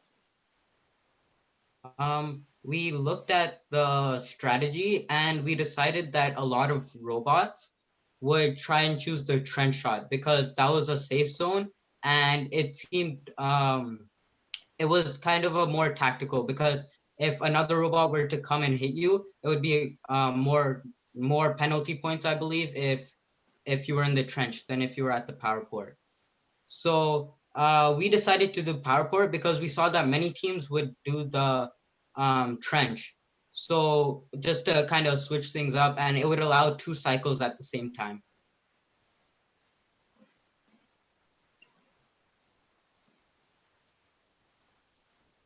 Okay. Learn about how you saved some weight here. So this year we had a lot of sorry to interrupt. No, please. This year we had a lot of stuff that we had to do in our robot, so we had to save a lot of weight. And one of the main things of doing that, one of the main things that we did was 3D print a lot of stuff. So we 3D printed like all the pulleys we could, all the gears, and all the hubs that we could. So if you can see in the picture, that's a triple stack pulley that we used for a hopper. So that held all the belts that was used for active funneling. Another place where we used a 3D printed part was our forks release. And even though it's still pretty heavy, like it almost ended up weighing a pound, but it worked really well. Also a lot of sensor mounts we 3D printed. Another way we saved weight was wall thickness. For example, on our climber, we originally had a 90 thou wall thickness on our inner extrusions, but one time we were buddy climbing with another robot, and it weighed like 180 pounds. So it was our bad for putting too much weight on, and we kind of bent our extrusion. So we had to use 1/8 thickness, but because we saved so much weight, we were able to put weight where it mattered in our robot. Like our intake was originally supposed to be 5 pounds. We made it 15 actually. So it was reliable and robust. And we also used plastic wherever we could. Like at an end game, the only thing that's holding us up is 2 polycarbonate plates with a metal backing for help. And that's pretty good and saved a lot of weight. And also using the PTO, that saved us a whole gearbox, a PDP slot, a motor, and just a lot of weight in total, and made our whole robot design simpler.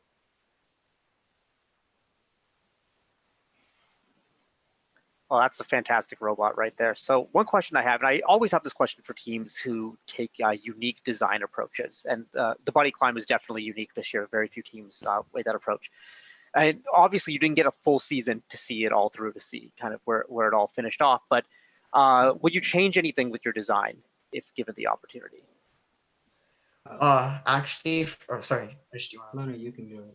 Okay, so actually for our Buddy Climb, after Humber, we ended up, we decided not to have it anymore. So we realized it wasn't that much of an advantage, and we found that climbing with a lot of robots, the generator switch was actually level, and it wasn't that hard to get it level.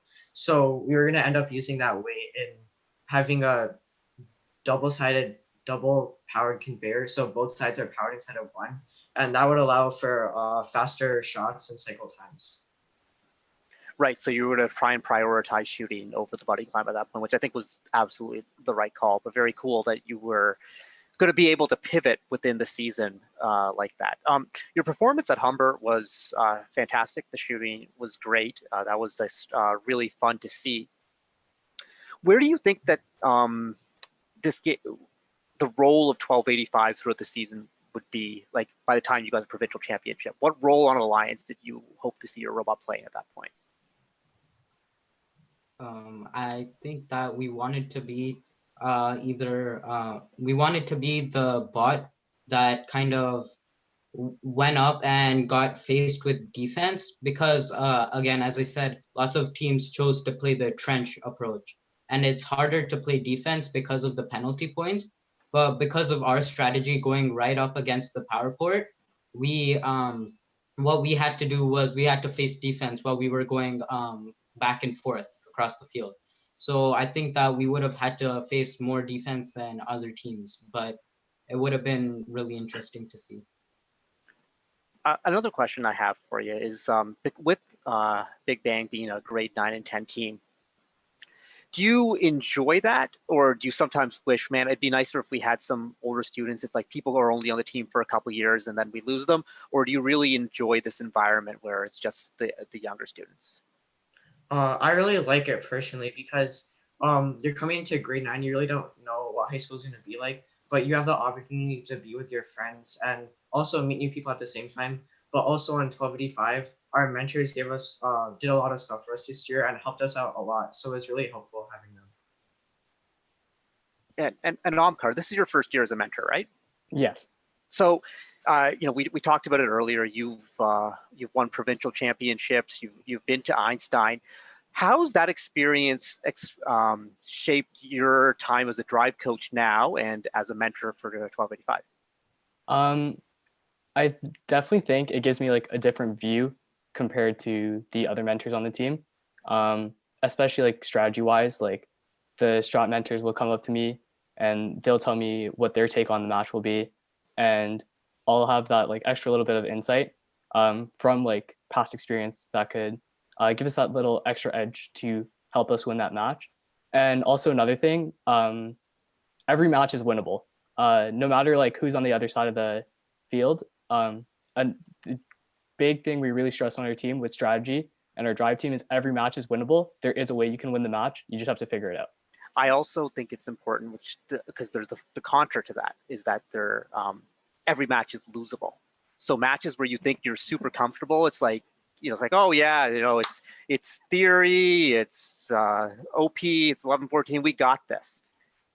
Things can go wrong really quickly. And for every match to be winnable, that means every match is losable, and you have to treat every match with that same level of respect, intensity, and seriousness as you would a match that seems like super competitive on Einstein, as you do have, you know, qualification match number 31 at the Wazoo district event or wherever it may be. So that's really cool that you capture that with all your successes, that you understand both sides of the equation. Thank you so much to Team 1285 Big Bang for being on the show. Just love your robots every year, what you're doing with simple things. Love that you stepped it up this year and did some complicated things, but still maintain simplicity and all that. It's like, it's crazy that you have this complicated PTO buddy design, but then your shooter is just like parallel plates, you know, and that I thought was like a cool balance and kind of sticking to your core principles. So thank you very much for that. And before our next segment, let's take a look at this video from First About Careers.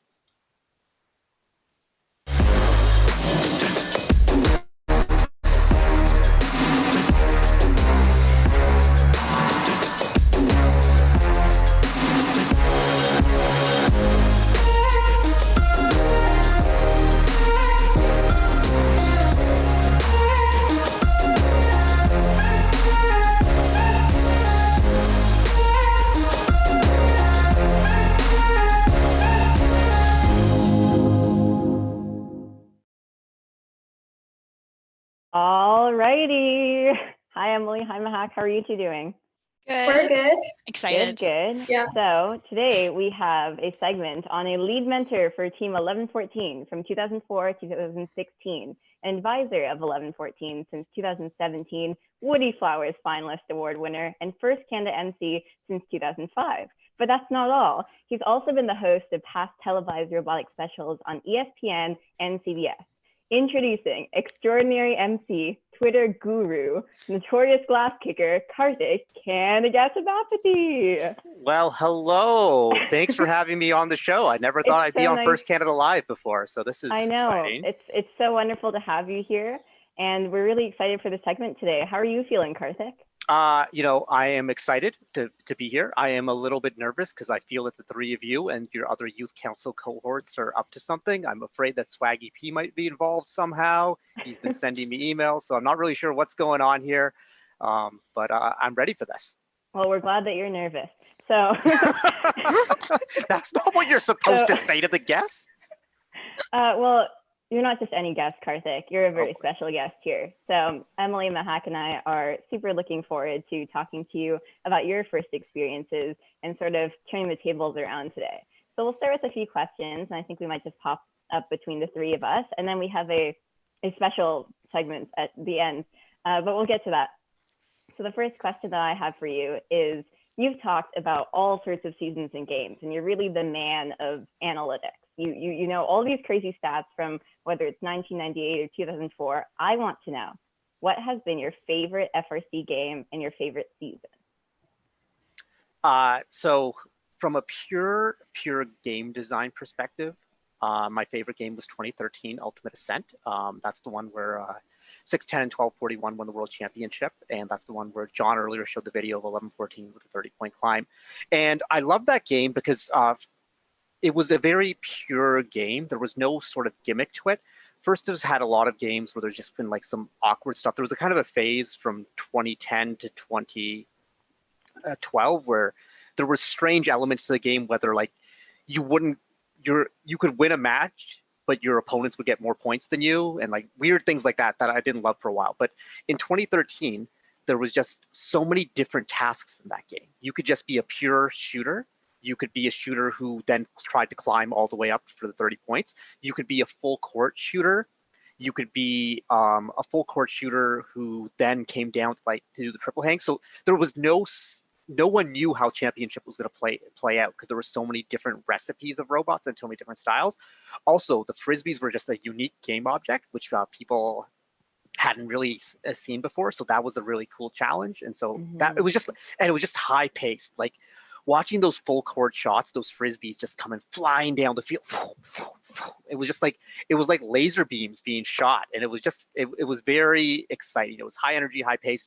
Defense was applicable, but defense wasn't overwhelming. So that was from a game design perspective, and as someone who's done game design as part of my career, that was my favorite. In terms of my favorite season, though, as a competitor, the 2008 game, First Overdrive, and a little bit biased because 1114 won the world championship that year, and that robot was our best ever by far. But I just love that game because, again, the game pieces that were 40-inch balls. So just like think about how huge that is. Like these balls, I remember one story with our team. Two of our students said, okay, like pump up a ball and then bring it out here. And they pumped it up in one of the classrooms because that's where like the air pump was at the time. And then they tried to bring it out and they realized, oh shoot, it can't fit through the doorway. Oh no. Because the ball's so big. So yeah, that's how massive it was. But teams were shooting these balls like through the air, and these things were flying around like crazy. So it was a fun game, but obviously with our successes, that was a fun one. So those are my two favorites. Great answer, Karthik. You're a natural at this guest thing. Oh, thank you. So I'm just watching the chat and I see Swaggy P in there. So it's Yeah, maybe we might just want to answer that question next. So we have a question from Paul. Karthik, how do you and Shelby feel bad about trying to steal the first baby at Western last season? Well, first of all, these are accusations. These are like highly unfounded. We're not trying to steal the baby. I'll set the record straight. A bit of background here, please, Karthik, for anyone who doesn't know what's happening here. So Swaggy P and Derek Murphy, who runs the Studica warehouse, which First Canada utilizes as their warehouse. Derek Murphy had put a a doll of a baby in one of the road cases that goes to all the events, and like he put it in a first onesie, and it was there, and it was just like, and Paul would like leave it on the swag table, but like it was like a scary looking baby. Like this was not like a normal one. John Hobbins just mentioned that like someone at one point opened one of the road cases and saw the baby in there and screamed because they thought there was like a child in one of the road cases. So Paul would always like display this at events, and like a lot of people were like, that's really unsettling, it's really uncomfortable. So Shelby and I, all we tried to do was just hide the baby so no one would have to see this, and just everyone would be, but Paul became very attached to the baby. Just like Paul gets attached to inanimate objects. Swaggy P is why he does swag. Swag babies. Team 4525's quilt. He really became very attached to the quilt. He even made it a driver's badge. So that we weren't trying to steal the baby. We were just kind of putting it away. Nice, interesting. Now the record has been set. Hopefully there's no more accusations. But Karthik, you're very well known in the FIRST community and in like robotics in general. So especially with your emceeing and glass kicking, which we'll get to later. But what's your favorite part about emceeing? There's a lot. emceeing is just such a great job, but my favorite part is the way you can connect with the teams and you can connect with the drive teams. And I always try and make sure that like for every team at the event, you mentioned like one thing that they're proud of, and just to kind of see the looks on their faces when you mention it, it's like, oh, he said that, and like to see the crowd kind of react to it, and just to kind of get that vibe. And it's not just about like the 2056s and the 1241s with these amazing robots. Like every team has their own story, and you want to be able to kind of share that with the audience.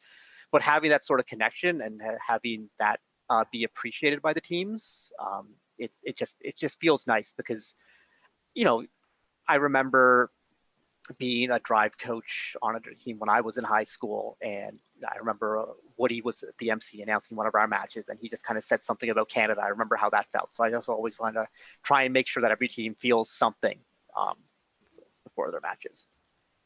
All right. I think you're doing a really great job with that. Yes. So you're famous for your finals introductions while you're emceeing. Famous for them. How do you do the Karthik kick? Are there some techniques or pre-stretches you can tell us all? Okay, so it's interesting because like when I started doing this, I was actually inspired by former FIRST MC who passed away last season, Mark Leon, who worked for NASA, and he was very legendary, and he would do these judo rolls before every match. He'd like roll around the field and everything like that. So I remember I was like, okay, I want to try and do something like this. And like as long as I can remember, I've always loved jumping. And I'm not the tallest person, as all of you have seen me on the field or whatever, but I've just always loved jumping. I've always wanted to fly. When people ask that superhero question, like if you could have any superpower, what it would be? Like for me, it would be telekinesis, because I would just want to like, I'd want to be like Scarlet Witch, just be able to levitate and just like go do crazy things. And in high school, my party trick was I would jump over people. I'd say my greatest claim to fame was I jumped over a 5'4" girl at a party one time, which was a big deal to me. Like that's probably a big thing. So you just kind of like you go out there and like you measure how many steps you have, because now they're not allowed to kick the glass. You don't want to break anything or do anything like that. But there's not too much to it. But like I am old now, and like my body is breaking down. So I do try and stretch a little bit to make sure I don't hurt myself. Last year, provincial championship, I actually pulled my groin muscle when I came through the paper. And like, I didn't realize what I had done until oh gosh, we're in the awards ceremony. I've got this like terrible pain. And I just assumed it's like, oh, it's because you haven't used the bathroom all day because you've been so busy. And I was like, okay, I'll use the bathroom. I'll be feeling okay. And after the event, I was like, no, I don't feel good at all. And so if you'd only seen me at Houston Championship the next week, like limping around, but yeah, so there's not too much to it, just like basically my goal is to not anger any of the FTAs, not break anything, and not have Blair Hunderberg call me from FIRST headquarters asking me what I just did. So. Wonderful answer, Karthik. We have a question from the chat here from Mr. Parth Patel from 610. No, hold on. I've already got to deal with the three of you. I cannot deal with the peanut gallery of the Canada crew right now. So sorry, Karthik, you signed up for this. So Mr. Patel's question is, what's your favorite finals intro of all time? And on that, your own intro of all time. Okay, so Parth has a serious question, so I can handle that. My favorite intro, there's just been so many. It's like the feeling you get, to me, it's about the crowd. So it's less about what I'm saying and it's about how the crowd reacts. And you just want to get that energy and excitement. I think all the ones I've done at the Hershey Center have been especially special, and now the Paramount Center, because there's a certain energy in that building. So going back, GTR 2010, GTR 2012 was 2012 was the first time 11-14 had ever played 2056 in the elimination rounds, and that was a really special one. In 2010, I think all 5 of the 6 teams on the field had a Woodie Flowers Finalist Award winner on their team, and so I talked about the importance of mentorship and how that all connected together.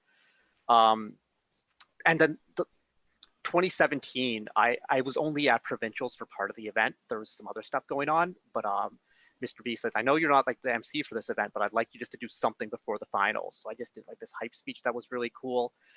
There was one year where I was able to I just started like naming famous Canadians who were like inspiring, who've done cool things. So like Drake and Penny Oleksiak and like Andrew Wiggins, and like talking about all those names, but then talking about our robotics superstars, which was really a cool one. And then last year at provincials, I thought last year's final, like when you have 11-14, 2056, 12-41, and 36-83 all in the same match, it's hard not to be excited. And there's just been so many. But as for my favorite sort of my own intro, coming through the paper at provincials last year was the coolest. That was actually one of our producers on First Canada Live, Dave Ellis, came up with that concept. And like him and I were just kind of like chatting like before, just like on the side behind the field. He's like, why don't, and I'm like, I don't know if we can pull this off. And Dave's like, sure. And then we have to thank Florence Lee, who works for First Canada in the warehouse, because Artie just went to Florence and explained the concept to her. And then like in just like a couple hours, Florence brought all this stuff in and like it got it all set up for us. It was just, my job as an MC is made so much easier because I work with amazing people at First Canada who, whatever crazy ideas that they have or we have, we just all come together to make it happen. And it's just so much fun with working with all of them. Yeah, I think that's so amazing, especially, yeah, last year at provincials, the atmosphere and like just in general, like the whole, I guess, like vibe at provincials and any like robotics competitions in general is so amazing, especially with your emceeing combined and the entrance. That was iconic. I think everyone can remember that for a while now. I wish I could tell you what we had planned for this year, but it was just, and it's going to happen sometime. It's going to happen sometime. But I'm just going to say that everyone, Emily, you will appreciate this intro more than anyone. There's a shared common interest we have that we're going to pull off. So yeah, that's all I can say. Interesting. I'm voting for a helicopter. Dropping him down in the stadium. The stadium has a roof. He opened the roof. Oh boy. All right, let's put the youth council in charge of the 2021 intros. Karthik, yep.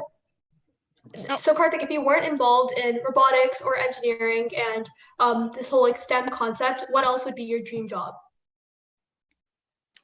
Wow. So if I didn't have a job within STEM, or okay, so because if it was within STEM, I would love to be doing data analysis for a pro sports team. Like that would be like, ideal. But if it wasn't STEM, when I was a kid, I always wanted to be a sports commentator, and that's kind of why I wanted to be an MC so badly, and why I begged Mr. Bredner to give me this opportunity as an MC, because I just love competition. And what I love about sports is not necessarily like the athletic achievement is great, just like with the robots. The robots are great, but it's the stories behind the scenes that really make it special. Like, why do we care about the Toronto Raptors? And it's not because of their, like, sure, we love watching them play basketball and the skills involved, but it was knowing the backstory of like someone like Kyle Lowry, who had been disregarded and counted out so many times, or Kawhi Leonard, who just wanted to win and wanted to feel loved and feel like he was at home somewhere, or Pascal Siakam coming over from Cameroon and just wanting to do his family proud. Like, these are the stories of why we love sports. And I always would love to be able to tell those stories and explain these sorts of things. And it's what I try and do in First, like it's why was 2056's streak of winning 23 regionals so important? well, it wasn't just because they're a team that won this many times, but how they did it and their drive to try and keep going. But then the connections between the teams of like how 1114 mentored 2056, how 1114 was started by people who's from 188, and like these connections between all our teams and telling these stories of how it all plays together, you know, really that's what I love. I love storytelling. That's why we do story time. And I think that it really shows people what's kind of cool about our program. And, you know, we can talk about it's more than robots as like a buzz phrase, but like realistically, it's the story and the human connection that I love sharing. I love that answer so much, Karthik. And I think, actually not I think, but I know that so many people, not just in Canada, but all over the world really look up to you. And so we have a question from chat that's asking about your experience as a mentor for a lot of Canadian other mentors coming up in the program. So would you say that there are any lessons that you'd like to share that you've picked up over your time on 1114? Yeah, I think specifically, one thing we've always really tried to stick to on 1114, and a lot of people won't believe this because when you look at an 1114 robot, you see like the craziness. But like we really do believe in simplicity and design. And I think if you look at our 2019 robot especially, like there was no scoring multi-directionally, there was no handoff intake. It was just like, you know, intake, grab the ball, goes up. It was this you know, very straightforward, but it's about just perfecting all the details. And so I just, the lesson that I'd like to share for all other mentors is you get good at first by doing less, not by doing more. And you just really need to focus on a couple areas and just kind of hammer those down. This is different than other robotics competitions. This is where you have to try and do everything. So it's about keeping things simple. And that's kind of on the robot scale. But when it comes to being a mentor, it's trust is a two-way street. And respect is earned, not given. So you have to earn the respect of your students. And if you expect your students to trust your judgment as a mentor and your guidance, you have to trust them as well. And you have to be willing to let them take things on and be willing to let them fail or let them hit the point where they're about to fail and then catch them. And I think there's a lot of people, especially a lot of alums who go with this program and they finished high school and then it's like, oh, I'm a mentor now. I'm the boss. And I'm really, really wary of alums who are like in their first, second year mentoring and they're just like, I'm a mentor now. It's like, okay, just calm down. Like, this is not a title to be wielded. You know, it's about, you're not trying to push anyone around. This is about respecting your students and kind of get the most out of them. And I think great mentors put students in a position where they can succeed, and great mentors are recognized for having great students. Yeah, and that's inspiring right there. As you may know, to thousands and thousands of students in first, you are a huge role model, and some could say a first celebrity. What was the moment in your time when you realized how much of an impact you truly made? Or make currently too. Or make right now. I like that's one I don't like. It's not something like I really think about, you know, because it's like, and like Emily, we talked about this the other day about when we were talking about Dean's List and about the importance, you know, how this program, we focus so much on humility. So trying to think of that like broader impact sort of thing is something that I don't regularly do. But like when I realized,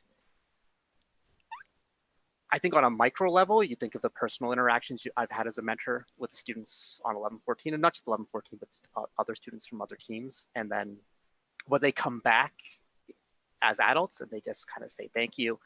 And I remember one time, it was a couple seasons ago, and it was in the middle of an event actually, and one of the 1114 alums, she texted me and she just goes, hey, having a really rough day, but then I thought back to what you always used to say and what you said in your TED talk about how we're supposed to try and rise above others and not drag people down. And that just kind of stuck with me today. And to know that advice was still holding that many years in the future, it's like, okay, that's kind of cool. But like on the big scale, last year at the Detroit Championship, it was really cool because first got me a room for 500 people to watch my seminar. And there was a lineup out the door, and we had to turn people away because they couldn't all fit in the room, and I was like, they all want to see me talk about strategy, and like to me that was just kind of like that was a real personal point of pride because like I've been such a big fan of the strategic side of First, and when I first came into it, everyone was always just talking about design. So, and I think whenever I hear terms that I kind of coined being used by teams widely, like strategic design, like the concept of OPR. I didn't coin the term OPR, but we created the concept. But strategic design and that, or touch it and you own it intakes, whatever. Like these certain terms that have really stuck. That's been like, oh wow, that's cool. That's a wonderful answer. Now we're just pulling up the slideshow here because Karthik, I'll let you know that the Youth Council has done a little bit of research into your past, your social media as well, and we pulled up some photos that we were wondering if we could go to a photo and you could explain each photo in something like 10 seconds. So okay. If you could go to the next slide, please. So first of all, I think this is just picturing, Emily, would you like to explain the slide? Sure, I just want to explain the slide. This is the Karthik through the steps of how he kicks a wall, from what I found.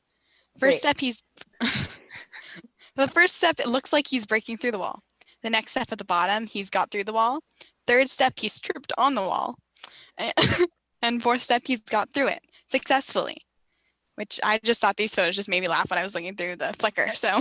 And Emily, were you backstage when this happened? Yeah, I was. Yeah, so you saw the opposite. And we had no idea what was going on. We're just like, did he just kick through a wall? I'm sure you were probably wondering, like, how are we getting out to the field? There's a wall in front of us. Well, we were just confused why you were jumping up and down and stretching and doing all. Alrighty, next slide, please. So here we have a bit of a compilation of your tweets because we find that you have a lot of spirit, enthusiasm, and all of your personality really shows through your interactions on social media. So we're wondering if you could explain maybe a couple of these tweets. So I think we talked about the digestive cookies on. I think we talked about them on a youth council call. Okay. We've talked about that.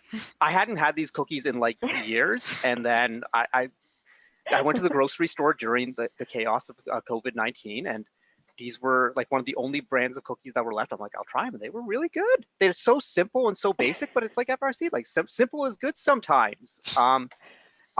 Your Cute Jeans is the Kendall Jenner line that's been going viral on TikTok. I spend way too much time on TikTok these days because there's nothing else going on in the world. Could you sing the one in the top left? No, it doesn't even bother me since I can't leave my house. That's not really a song. That was I thought that was from Frozen. That's what I was thinking. No, that was just like me. Like it was. Oh, okay. Yeah, it was snowing that day. Emily will understand because she and I both share a love for the Marvel Cinematic Universe. So Wakanda forever. And I just sometimes. Normally, I try and keep my tweets about like sports and whatever, but during the COVID-19, I just kind of like, that's what's on my mind. Like, why would you advertise a puzzle as a 1,000-piece puzzle when it has 1,008 pieces? Why wouldn't you just say it's a 1,008-piece puzzle?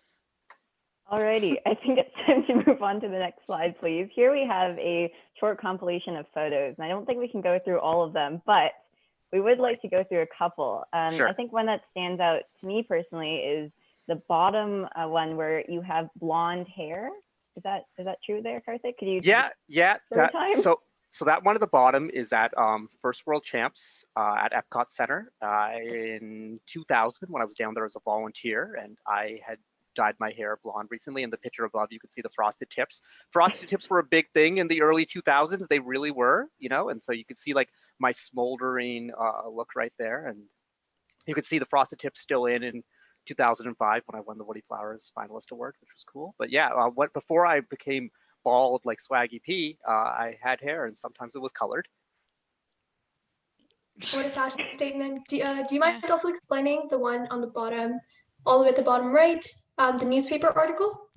Yeah, that was in grade 3. I won the Scarborough Science Fair, and so I was in the Scarborough Mirror. My project was to try and discover what the best kind of toothpaste was. And so I had 8 brands of toothpaste that I did a bunch of experiments on. I looked at stuff under the microscope, and I actually won the Scarborough Science Fair 4 years in a row, grades 3 to grade 6. And it was kind of the dynasty because I did grade 3, I did toothpaste, and then grade 4 I compared shampoos, I believe. And I think grade 5 I compared painkillers. So Oh, wow. that was my thing. It's really interesting. Did the analytics. Alrighty. So I just think, move to the yeah, time's wrapping up. So maybe just the last video, we can quickly play it. Oh, a video. So Yeah. we just brought up this video. We thought that it's important to advertise this to the rest of First Canada. We found this and we thought it was a very memorable moment and really inspiring to. The master of the ceremony is Karthik Kanagasabapathy.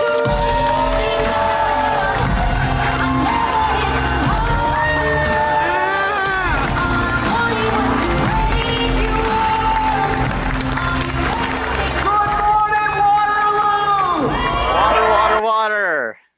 If you could just explain. Could you explain this, You could just Karthik? Where did this explain. come from? Where did the thought of this come from? Where did you? So Why?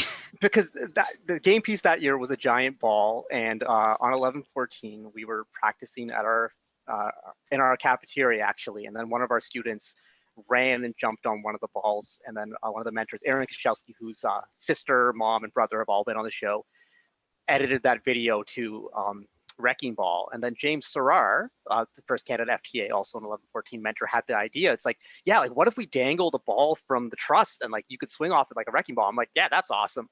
I didn't think he would actually do this, but James made a harness for the ball with a chain, and like, cause he's like the best FTA in all of First. So he cares about safety. So he tested it. So it was all good.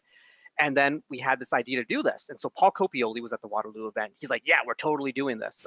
He's like, dude, but when we're doing something, we do it right. We're rehearsing this. And I'm like, okay, Paul, I'm all about rehearsals.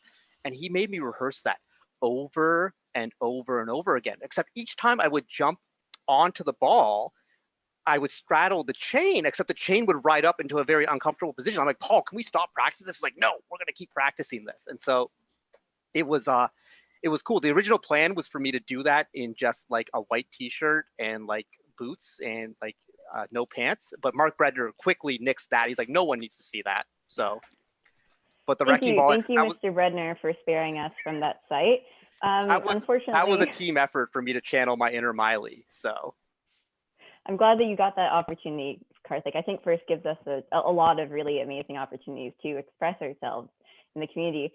Unfortunately, we're running down on time, and we do have some questions in the chat. So Karthik, if you'd like to answer those later on, that'd be great. But thank you so much for switching it up a little bit and letting us pull up some past moments from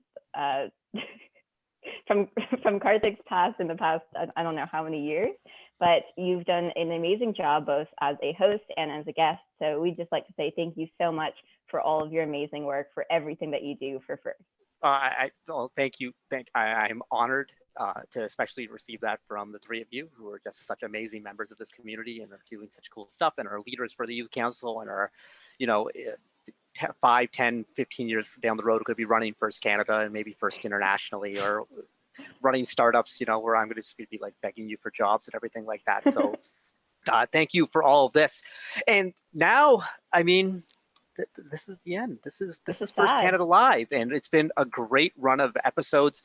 We've had so many cool people, but before we do thank yous and talk about everything, I want to make some announcements right now, including our special announcement. So our first announcement is that starting immediately at the end of the show, jump over to twitch.tv/FirstOntario1, and we are going to be doing a rebroadcast of the 2019 First Ontario Provincial Championship.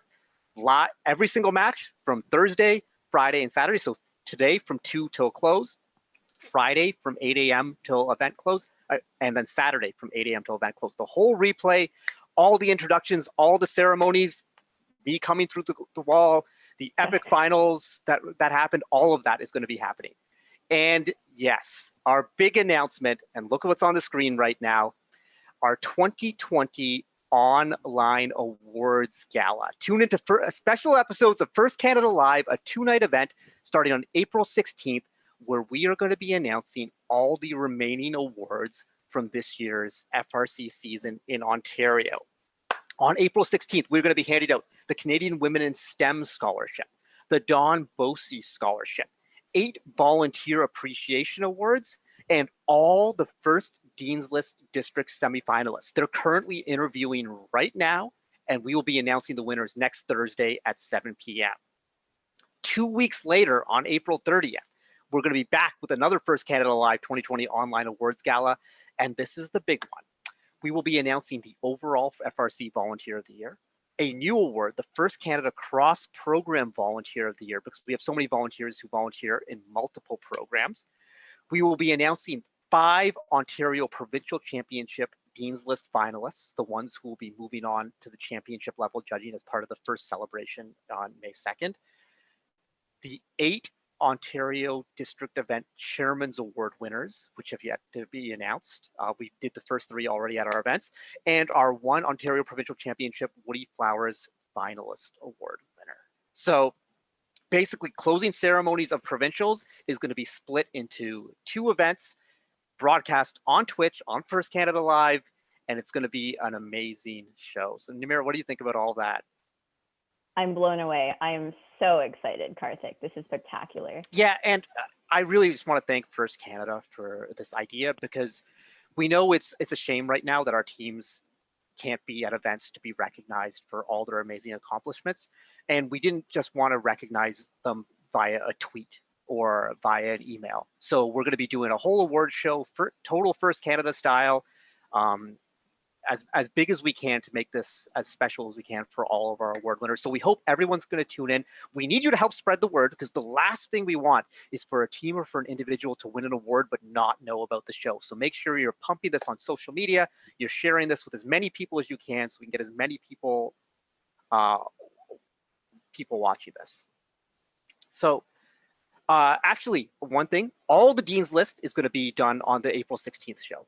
All the Dean's List awards are going to be done on April 16th. So we're going to start off the show with the semifinalists, and then we'll finish the show with our 5 winners. So all Dean's List is going to be happening on the April 16th show.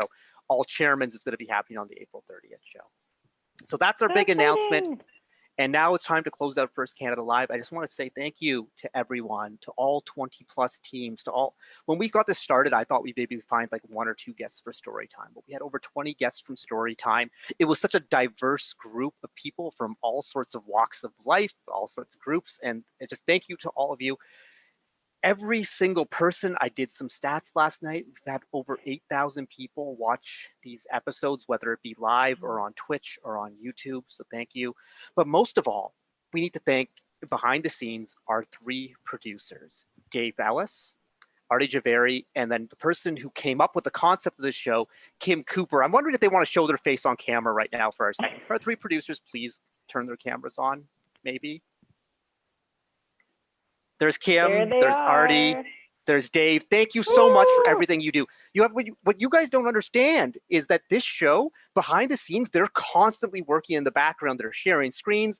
They've learned they're some of the best live event producers in the business. You all know that because you've been to First Canada events all across the business. But now they've learned, they've trained and they've learned online presentations like this. And it's just been so flawless. It's been such a pleasure working with them, seeing them every day on these calls, their energy, everything they do.